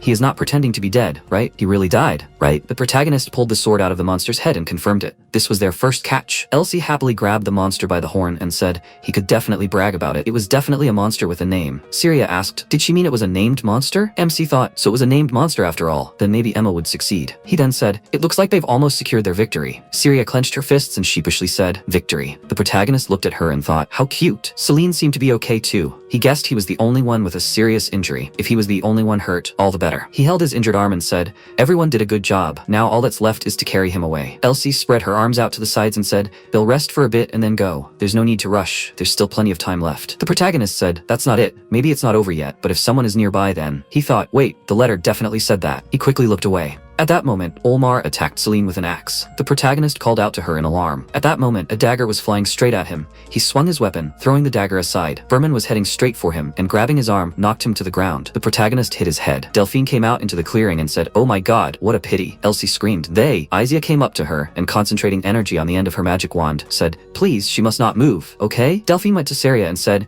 if they came out with this, they would definitely win. But of course, that still won't happen. What, are they planning to fight her, Saria? She looked down. At this moment, Celine was trying to fight off Olmar's attacks. Acia froze Elsie with magic. MC was lying motionless on the ground. Syria, holding her sword in front of her, confirmed that she would not retreat. Her sister smiled. How funny. She should already know well. She swung her sword, trying to attack her sister, then added a kick to her stomach and said that she was no match for her. Syria flew back, and then, stopping her sword on the ground, she said, she knows, but she can't just sit back and watch because she's not a child who can only cry anymore. She concentrated energy and swung her sword above her head. Delphine asked, it seems like she has matured a little, right? Syria. They both ran to attack. Many flashes of energy flying in different directions. Turning around, Delphine said, in light of this, she will not kick her out of the family as long as she is the head of this. The next second, wounds opened on Syria's shoulders. She fell to the ground. The protagonist shouted, isn't this too much? Aren't they ashamed to chase after her injured little sister? Furman, still holding his hands, asked him to calm down and be quiet. Otherwise, his wound will open. Delphine said, Furman, doesn't he think he's being too kind to his enemy? If they are making noise, then he should just knock them out. The protagonist shouted, this is unfair. She smirked. Unfair? So what? It's their fault, guys, for letting their guard down, isn't it? Reaching for her weapon, she walked up to the monster and added, don't they know not to let their guard down until the very end? The protagonist asked how she knew where they were. She snapped her fingers and replied, a dagger. She cast a tracking spell on the dagger she gave him. Well, it was just insurance. She didn't really think it would be useful. The protagonist thought, it's his fault. Because of him, Elsie, Celine, and Saria too. Now everyone is hurt. He was such an idiot to take that dagger. Damn, he's fainting. Delphine said, oh my god, the axe prince looks like he's about to faint. He thought, at this rate he can't follow what the letter said. What will happen then? What will happen? Emma will die. After losing, Syria will no longer be able to bear the cold attitude of her family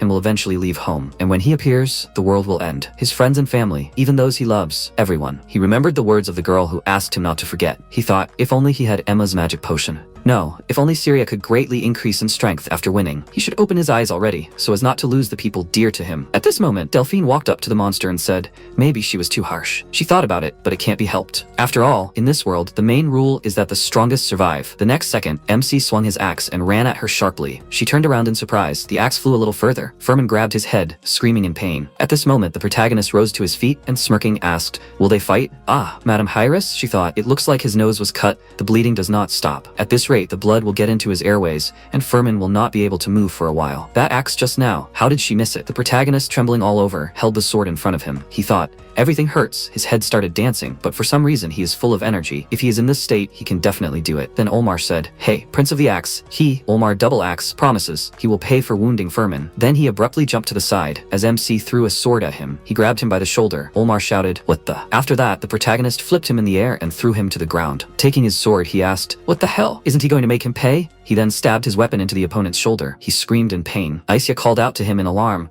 then concentrated energy around herself and screamed, okay, then it should float. She will add some holes to it. Ice shards flew straight at the protagonist, but he walked forward, throwing his sword, which flipped several times in the air. Isia deflected his sword with a wave of her wand. It began to spin around her, and she screamed, like a laugh. Then the sword injured her leg. Delphine, watching what was happening, thought, this technique can't be. Isia fell to the ground and screamed, what the hell did he do? He has to stop. He can't come near her. The protagonist swung his axe and asked her to shut up. She was making too much noise. She then fell to the ground. Delphine asked, Axe Prince, how was he able to use that technique? It was definitely a secret technique that an ordinary person couldn't master. He should explain what was going on, Axe Prince. He reached for his sword and said that he didn't care whether it was a secret technique or not. They had to fight. First letter part 11. That was the first time I tasted victory. Even though I had a lot of help from your friends and you, the memory of that will not remain a turning point in my life. From that day on, I began to take a deeper interest in you. In many ways, the events of that day became a precious time in my life. At that time, I never thought that I would ever fall in love with you. She replied, he shouldn't dodge the question, Axe Prince. The technique he used to defeat Olmar was undoubtedly the Holy Kingdom's secret jujutsu, and the strange movement of the axe he threw at Isia. Could it be that he was being taught in the sword circle? He thought, movement in stillness. Just before, he looked in surprise at Syria, who explained, simply put, this state where movement and stillness become one. This is the basic principle of the sword circle teaching.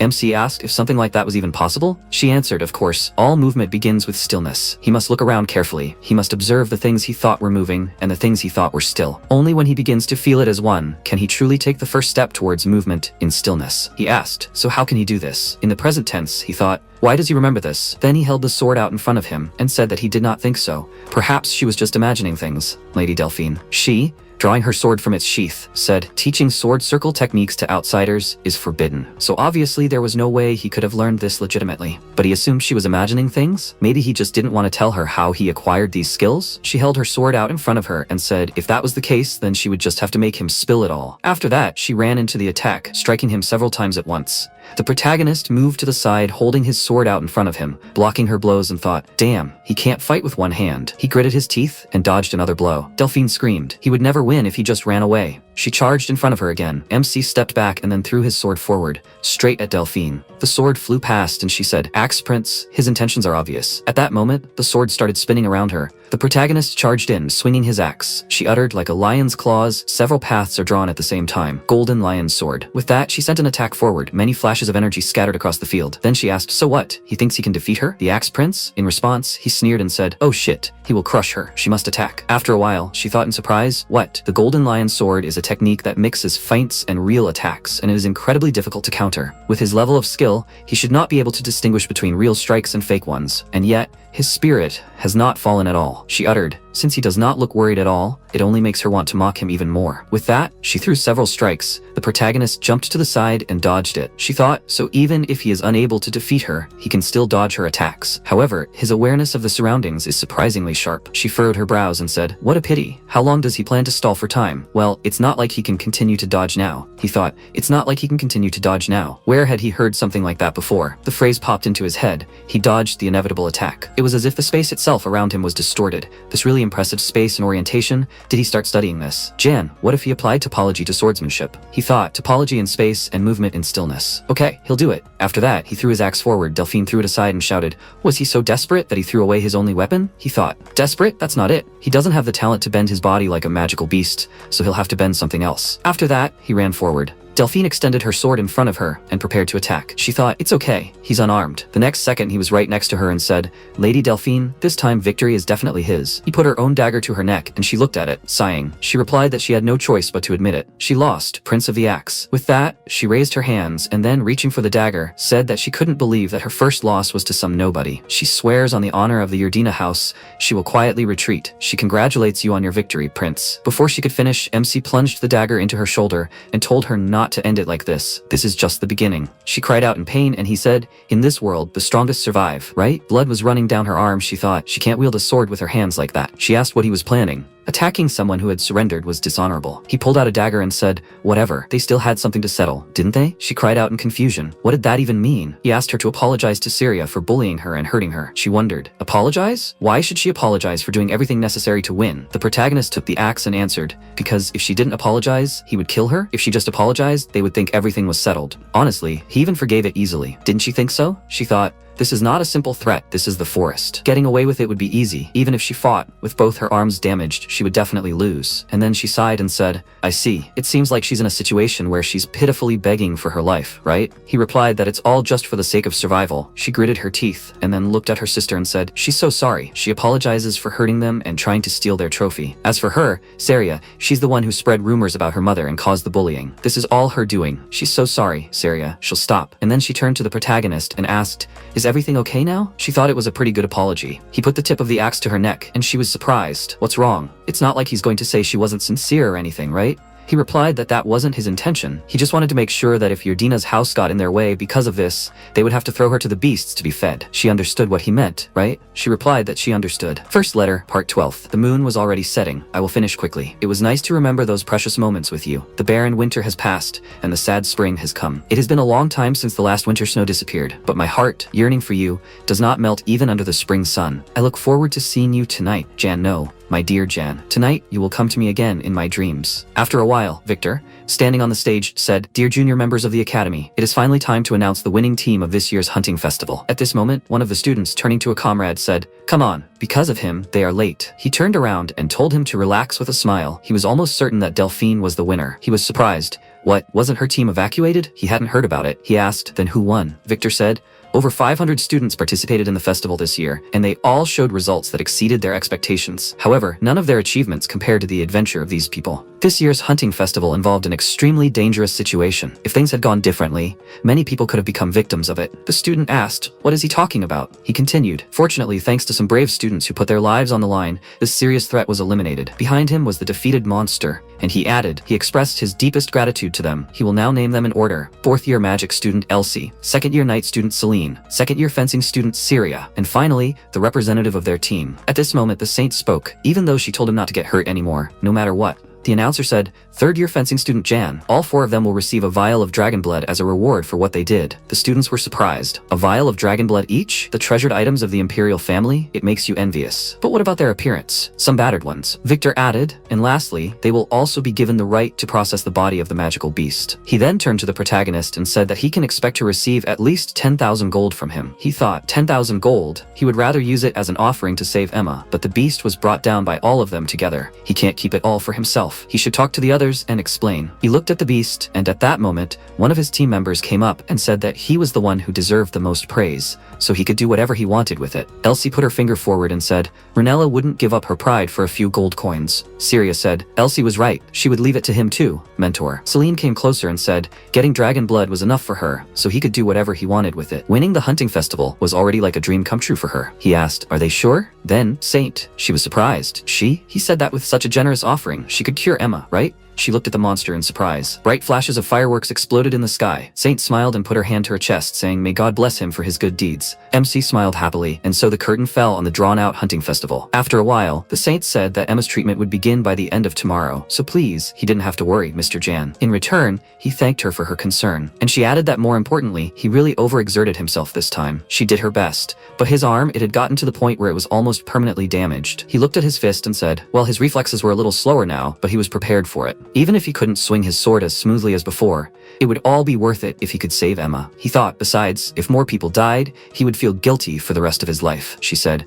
wanting to save her even at the cost of his own life. She was a little jealous. He looked at her in surprise, and she added, she thought that he was just that kind of person. After that, she extended the blood crystal to his hand and said, let it be their secret. He was surprised when a magical aura enveloped his hand. After that, the saint said that she was done. He shouted in surprise, didn't she say that it was especially valuable, and that even she, a saint, couldn't use it lightly? She smiled shyly and confirmed it, saying, therefore, it is a secret. He replied, okay, he didn't see anything. She said, that's great. Come on, he should go to his party. She's sure everyone is waiting for him. He thanked her and then walked in the opposite direction. She looked after him and said, may God's blessing always be with him. Meanwhile, Elsie, holding a mug of drink, shouted, another mug for each, right? The protagonist, reaching for his inside pocket, said that he still can't get used to this combination, no matter how many times he has seen it. Then he looked at his friend and asked, this is the winner's table. What is he doing here? Leto smiled and said, come on. He's really going to leave him out just because he participated in the hunting festival? They should let him join in the fun too. With graduation and the sorting coming up, it's going to be damn hard to get everyone together. MC said he thought he was right. They, the swordsmen, should start getting into shape. At that moment,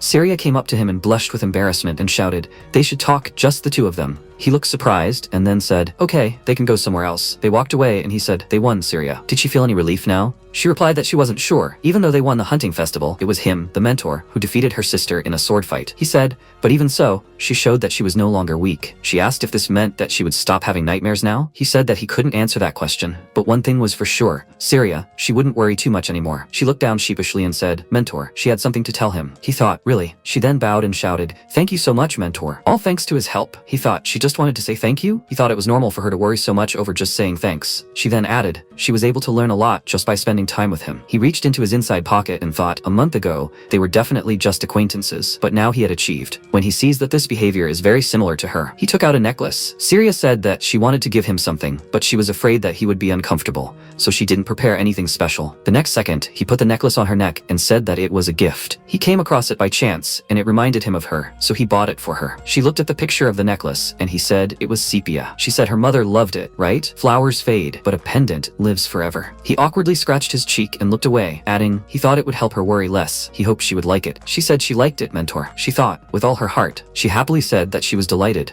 At that moment, Celine, clenching her fists, hid behind a tree. After a while, Leto approached his friend and asked what he and Syria were talking about there. He had only been gone for a few minutes, and he had already galloped off to his girlfriend. He replied, nothing special, and they were not dating. He added, by the way, it seems that Saint treats him very well. She's in love with him, isn't she? The protagonist gave him the middle finger and told him to stop talking nonsense. Idiot. He was drunk, wasn't he? He should go somewhere else. He replied that he was serious. If he continued like this, all the girls in the academy would fall in love with him. He replied that he shouldn't be stupid. He should go home and sleep soundly. After that, he sat down on his bed and thought, no matter how he thought about it, the only one who seemed to be suitable for him was Syria. Was he going to fall in love one day? Syria? He lay down on his bed and thought about how he should feel about her now. He began to have a dream. He approached the girl. She remarked that they hadn't seen each other for a long time. It was an honor for her to meet again. He asked how things were on the Eastern Front. She replied that the situation, nothing had changed. While they were running out of soldiers, the number of enemies was growing every day. They had long since reached their limit. It would be different if they were at least properly supplied, but they are not. The situation is only getting worse. The protagonist said that he is doing the best he can in the capital, but as far as she knows, the situation on the western and northern fronts is also. Then the girl pointed her finger behind him. He turned around, and she said, Delphiram is approaching. He was surprised. What is this? She said, they cannot hold out much longer. In the present tense, he sat up abruptly in bed and asked why he keeps having this dream. He is starting to get used to it. Taking a bottle of water, he said,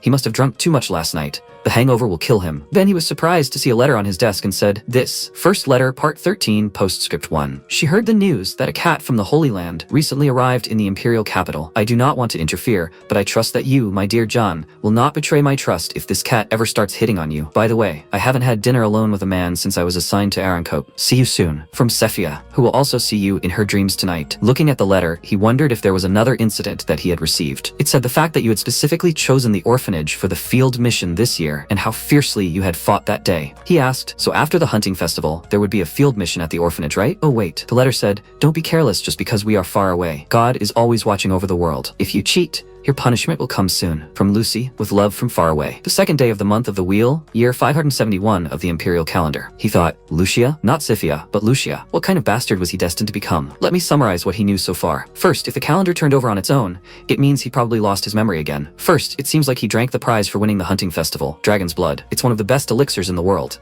The amount of mana in his body more than doubled. It overwhelmed him, like he was standing under a raging waterfall. Wait, if it's been a long time, maybe Emma woke up. After a while, he knocked on the door and said, Saint, it's he. He thought, since no one was staring at him, maybe nothing strange happened this time. Well, if that's the case, then it's just a replacement. After that, he opened the door, but the next second an attack came flying at him. He, trying to block the attack, thought, what's wrong? He swung his sword and asked, what the hell? Yuren, throwing his sword over his shoulder, noticed that he was his usual weakling again. The protagonist looked at him in confusion and put his hand to the wound on his cheek, thinking, it seems like something did happen after all. After a while, they were sitting at the table. MC silently looked away and thought, there were traces of a fight all over the living room. If the mess hasn't been cleaned up yet, it must have happened recently. Maybe he did it? The saint said, and so? He doesn't remember anything that happened last week? He replied that it was true. She laughed and, leaning her hands on the table, was indignant. He wants her to believe this? He thought, but it's true. He said that he swears to God, it's not a lie, he really doesn't remember. She said, so he's playing dumb? She sees what's going on, Mr. Jan. If this is classified information, then so be it. He wants to say that she should just forget about what happened the other day and reveal the information. Seriously, how important is this organization? He thought, classified information? Organization? What does this mean? After that, the saint snapped her fingers and documents landed on the table. She said, here's a list of orphanages that are having difficulty despite receiving aid from the Holy Nation. He thought, why did he ask that? Wait, orphanages. He said he would put it to good use, Saint? She asked what he planned to use it for. He replied that he didn't know. She walked closer and asked, so he meant that she didn't need to know, right? Walking further and turning around, she added, all the kindness she had shown him until now was in vain. She ended here. After that, she headed towards the exit. The protagonist looked after her and thought, what the hell happened for the saint to act like this? And then, Yurin called out to him and said, it seems like someone has possessed him. Yes, if he doesn't remember a part of his life, that would explain it. His eyes were different and he was much stronger than usual. He thought, was he stronger? So he had seen him fight. Then he asked, Yurin, was he the one who made a mess here, right? He thought about it and then asked, he doesn't even remember how he injured his shoulder? The protagonist awkwardly confirmed this and asked him to tell him what happened. He replied, of course he would tell him in detail. He didn't know why he and the saint were here. By the time he arrived, the atmosphere was already strange. Then the MC asked, why was Yurin here? The saint said, her apologies, Mr. Jan. Because of her position, it was difficult for them to meet alone. He said that in that case, they should let him get straight to the point. Could she please get him information about orphanages located in the east that were having financial difficulties despite receiving support from the Saint Nation? She said that she was sorry, but no matter how close they were, she couldn't pass on inside information about the Holy Nation. He asked if Archbishop Aindel was doing well. The saint asked in surprise, why was he suddenly talking about him? He replied that he had heard that some forces were working to overthrow him. If someone was trying to overthrow the conservative archbishop, it wouldn't be fair to assume that someone from the progressive faction had made a move, but he could turn a blind eye to it if she gave him information about the orphanages. She furrowed her brows. Yurin looked at her and thought that she had recently started using the archbishop's corruption to try to overthrow him. This was supposed to be a closely guarded secret, so how did he know everything? Just how? No, it didn't matter now. If they weren't careful, all their plans could go down the drain. It's not just Jan. They have to find everyone who leaked even a tiny bit of information and stop them from spreading it further, even if it means using force. The protagonist then took a sip of his drink and sighed, telling them to attack. The next second, Yurin jumped straight at him, swinging his weapon. The protagonist threw the cup forward. Yurin thought, with his reaction, he shouldn't have time to jump back, but MC attacked him with an axe in lightning speed. Yurin, trying to dodge, thought his balance, and then he parried another attack from the protagonist. The protagonist swung his axe again. He thought, damn, he's exposed. His axe is shorter. He's faster. He can't match his speed. He tried to defend himself, and then the saint shouted, Yurin! The protagonist turned his gaze to her, and then parried Yurin's attack. He thought, the saint's support is as good as always. Then Yurin struck again and shouted. He couldn't dodge it. The next second, Yurin was surprised. What the? He thought, everything is fine. He can block. Then the axe suddenly fell on his shoulder, and he shouted, this is impossible. A circle of swords? Second letter. First part. My favorite Jan Perkis. Have you ever thought about love? I don't know if it's because I'm in a new relationship, or because I broke up with the love of my life a few months ago, but I've been thinking about it a lot lately. I think love is like a tree. You can't see it until it sprouts, and then it keeps spreading until it completely takes over your heart. After that, the protagonist delivered another blow to Yurin's body. He screamed in pain. Gritting his teeth, he thought, damn, he can't fight with such a hand. The next second, the saint entered the fight, concentrating energy in her fist. She attacked forward. She tried to strike again and again, but the protagonist moved back. Yurin thought, even seeing the saint using the Saint Nation's jujitsu doesn't surprise him. Does he know about this too? The next second, MC tripped her and grabbed her arm, throwing her to the ground. Yurin thought in surprise, wasn't that the Saint Nation's secret technique, the moon reversal? He shouted, Saint, is everything okay? Does he think he can get away with what he did to the saint? The protagonist turned his gaze to him and said that if he didn't want him to continue, he should shut his damn mouth. The saint turned her gaze to him and asked, who is he? Why is he doing this? He was surprised. Him? Walking forward, he sat down on a chair and said that he is Jan Perkis. The saint shouted that she didn't mean it that way. She's asking who he really is. Yurin added, the technique he just used was undoubtedly a secret technique that came from the Saint Nation. And moving the axe at that angle, that was a secret skill of the sword circle, right? The techniques he used are not accessible to outsiders. And of course, it's impossible for one person to use both. The saint held her injured shoulder as she stood up and said that he was right. He had better be honest. She has enough political power to execute most of the nobles. The protagonist waved his finger the next second. The saint shouted, who on earth is he? The next second, she noticed the writing on the wall. It said dragon. She shouted in surprise. Is that a scripture of dragon blood? Is he related to the imperial family? Yurin thought, a scripture of dragon blood? They say that the scripture can be used immediately when it is given to you, even if you don't understand jujitsu. But this is the secret imperial magic. This should only be given to members of the intelligence department or the imperial guard, so using it means that he is related to the imperial family, and that he is related to the imperial family. In that case, it is no wonder that he knows secret techniques and has information about the archbishop. That is how strong the imperial family is. The protagonist then said, it would have been much easier if she had agreed to pass on the information right away, but she refused to cooperate and made things difficult. She asked, the one asking for help wounds her knight and breaks her arm? If she had as many guards as her predecessor, he would not have gotten away with it. The protagonist, hitting his finger on his knee, asked, really? She thinks that would have changed anything? She knows that if he wanted to, he could burn this place down in an instant, right? The outcome has already been decided, so she should stop throwing a tantrum. She said, okay, In exchange for her cooperation, please, he must turn a blind eye to the situation with the Archbishop, he said, shaking hands. Then he walked up to Yurin and pulled out the weapon from his body. He sighed in pain and sank to the ground. The Saintess looked after the lead hero. He turned around and asked, does she find this humiliating? They must obey without objection. In the present, MC thought uncomfortably. Someone who knows both the sword circle and the secret techniques of the Saint Nation, and who was even granted the secret technique of the Imperial family, possessed him? Why? He's just an ordinary guy. Yurin put his hand on his shoulder and said, although this is a little disappointing, Jan right now, although a weak fool, is quite interesting. Then he waved his hand and said that they will see each other. He should not let any existences into his body. Okay, he replied. Of course they will see each other. Oh, that's right, Yurin. But the door had already closed behind him, and he said and left. Then he thought, it can't be helped. He'll probably deal with this first. He'll accept the assignment from the orphanage listed in the documents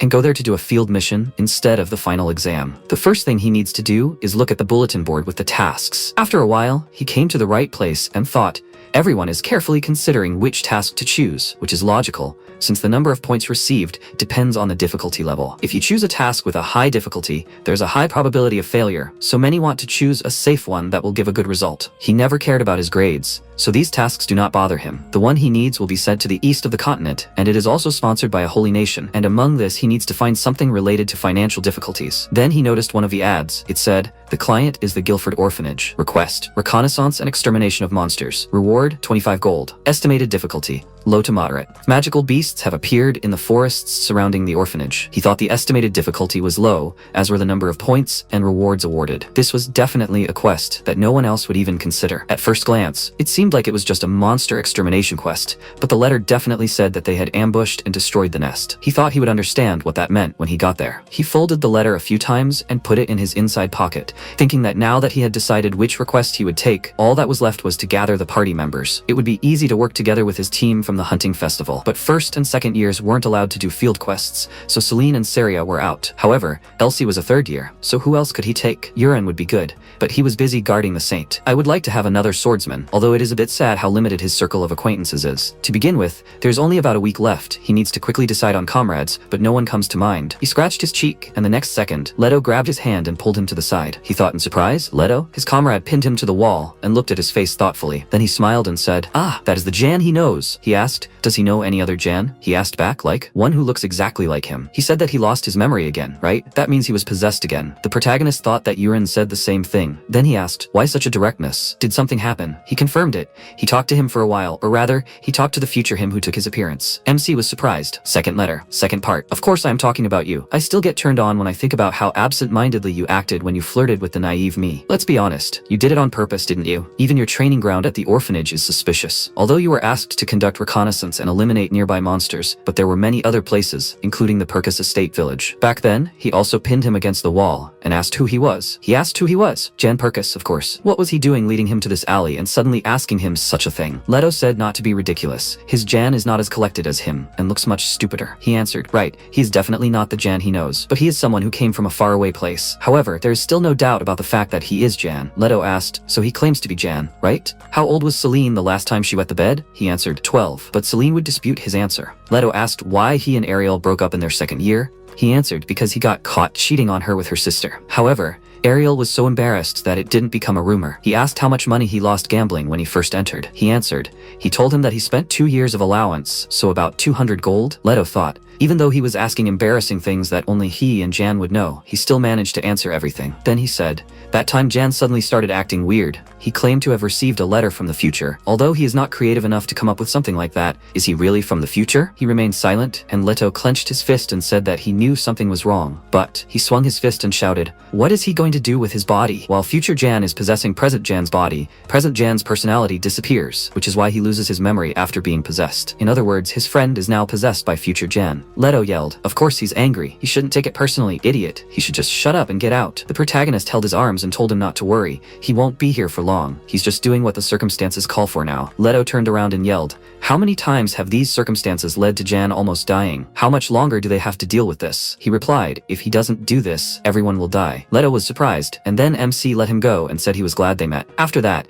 he walked in the opposite direction, and Leto thought that he couldn't just let him go. He should at least ask why he was possessing him. Then he asked why he had to go so far. Why did he of all people have to go back to the past? He thought there must be something that could stop these possessions. He answered because he had failed. The present protagonist wondered, what did he mean? Was he from the future different from the present him? Leto, sighing, folded his arms and said, "He always gets hung up on the strangest things. He would explain it visually, so he should pay attention." He concentrated the fire energy on the tip of his finger and told him to imagine the place where future Jan came from. A place where a huge fire broke out and many people died. If he possessed him and then prevented that fire, then he would continue to live in the future where that disaster never happened, right? Now the question is, where does he think Jan, who possessed him, is returning to? He replied confusedly, "Isn't he returning to the original future?" He said, "That's right. He should return to the future where the disaster did happen. And when that happens, he and Jan, who possessed him, they will become completely separate beings. They will both have completely different fates, and they will become two completely different people, sharing only one common past." MC, smiling, said that there is still something he does not understand. The future that was described in the letter was peaceful and happy. It was not some future where all of humanity was destroyed like he said. Leto said, "There is a simple explanation. This letter must have come from a version of the future that was already changed. The future from which the letter was sent and the future of the person who possessed it are not necessarily the same. Time has already been changed once, so there is a chance that it can be done again." The protagonist thought in surprise, "Wait, if that's true, then from which future did the dream come? If each letter is from a different lover, does that mean each future is different? Oh god, how many different futures are trying to stop him?" Leto added, "And there's something he hasn't mentioned yet." He left and went into the forest. He's sure he did something, but he hasn't heard any specific rumors yet. The protagonist wondered if there was something else he needed to do that he didn't know about. He asked, "Did he say the forest?" His companion confirmed it, the southern forest, where the hunting festival was held. He specified the southern forest? What about Emma? Leto said, "Emma? Oh yeah. He doesn't remember anything that happened last week, and Emma." After a while, the protagonist persistently knocked on the door. Emma said, "Please, he needs to wait a minute." Then she opened the door and asked, "Who's there?" "Oh, Jan." He smiled and asked, "Was she discharged?" She said of course she was, so why shouldn't he come in? He agreed. As he walked in, he scratched his head and asked, "Was she feeling well?" He had some business to do. He was apologizing for being late. She asked, what was he saying? They had met before. His eyes were like that. She shouldn't thank the current him. She should thank the him who would come next time. Didn't he remember saying that? He was surprised, right? And then she took his hands and said, "Thank you very much for saving her." She heard that he had done everything for her. His giving up the monster to save her was worth more than 10,000 gold. How could she ever repay him? He looked away and awkwardly scratched the back of his head and told her not to worry about it. She didn't need to repay him. She shouted. Of course she would worry about it. She looked down and trembled all over and asked what she should do. Should she become the personal alchemist of the Perkis house? How could she repay him? MC looked at her and thought, damn, he did it just to ease his guilt, but it ended up being a burden for Emma. Then he told her to live. She looked at him in surprise and he added, she should continue to live her normal life like in her dream. She must create potions that will prevent herbalists from getting hurt. She should earn money, she should graduate from the academy and live a happy life with her father. That's how she can repay him, Emma. She smiled and then laughed. He wondered why she was laughing. She wiped a tear from her face and said, it's just so like him, Jan. That's why she laughed. Stupid wimp. He should continue to act like this, and one day a girl like her will take advantage of him. He asked, was that supposed to be an insult? She then said, well, if that's what he wants, then she'll do as he says and live a good life to repay the favor. Well then, is there anything she can help him with? With that, she leaned down, looking into his eyes, and he said, about that. She remembered what they talked about being able to send letters from the future. She confirmed it. Why was he so interested in that? He said he read a book and was interested. It also said that not only letters, but even souls can travel to the past. She thought about it and then said, she said that such a thing was completely impossible, but that might not be entirely true. If it really was possible, she could think of two explanations. He clarified. Two? She replied, the extinction of humanity or the destruction of Delphirum. The protagonist asked in surprise, the extinction of humanity?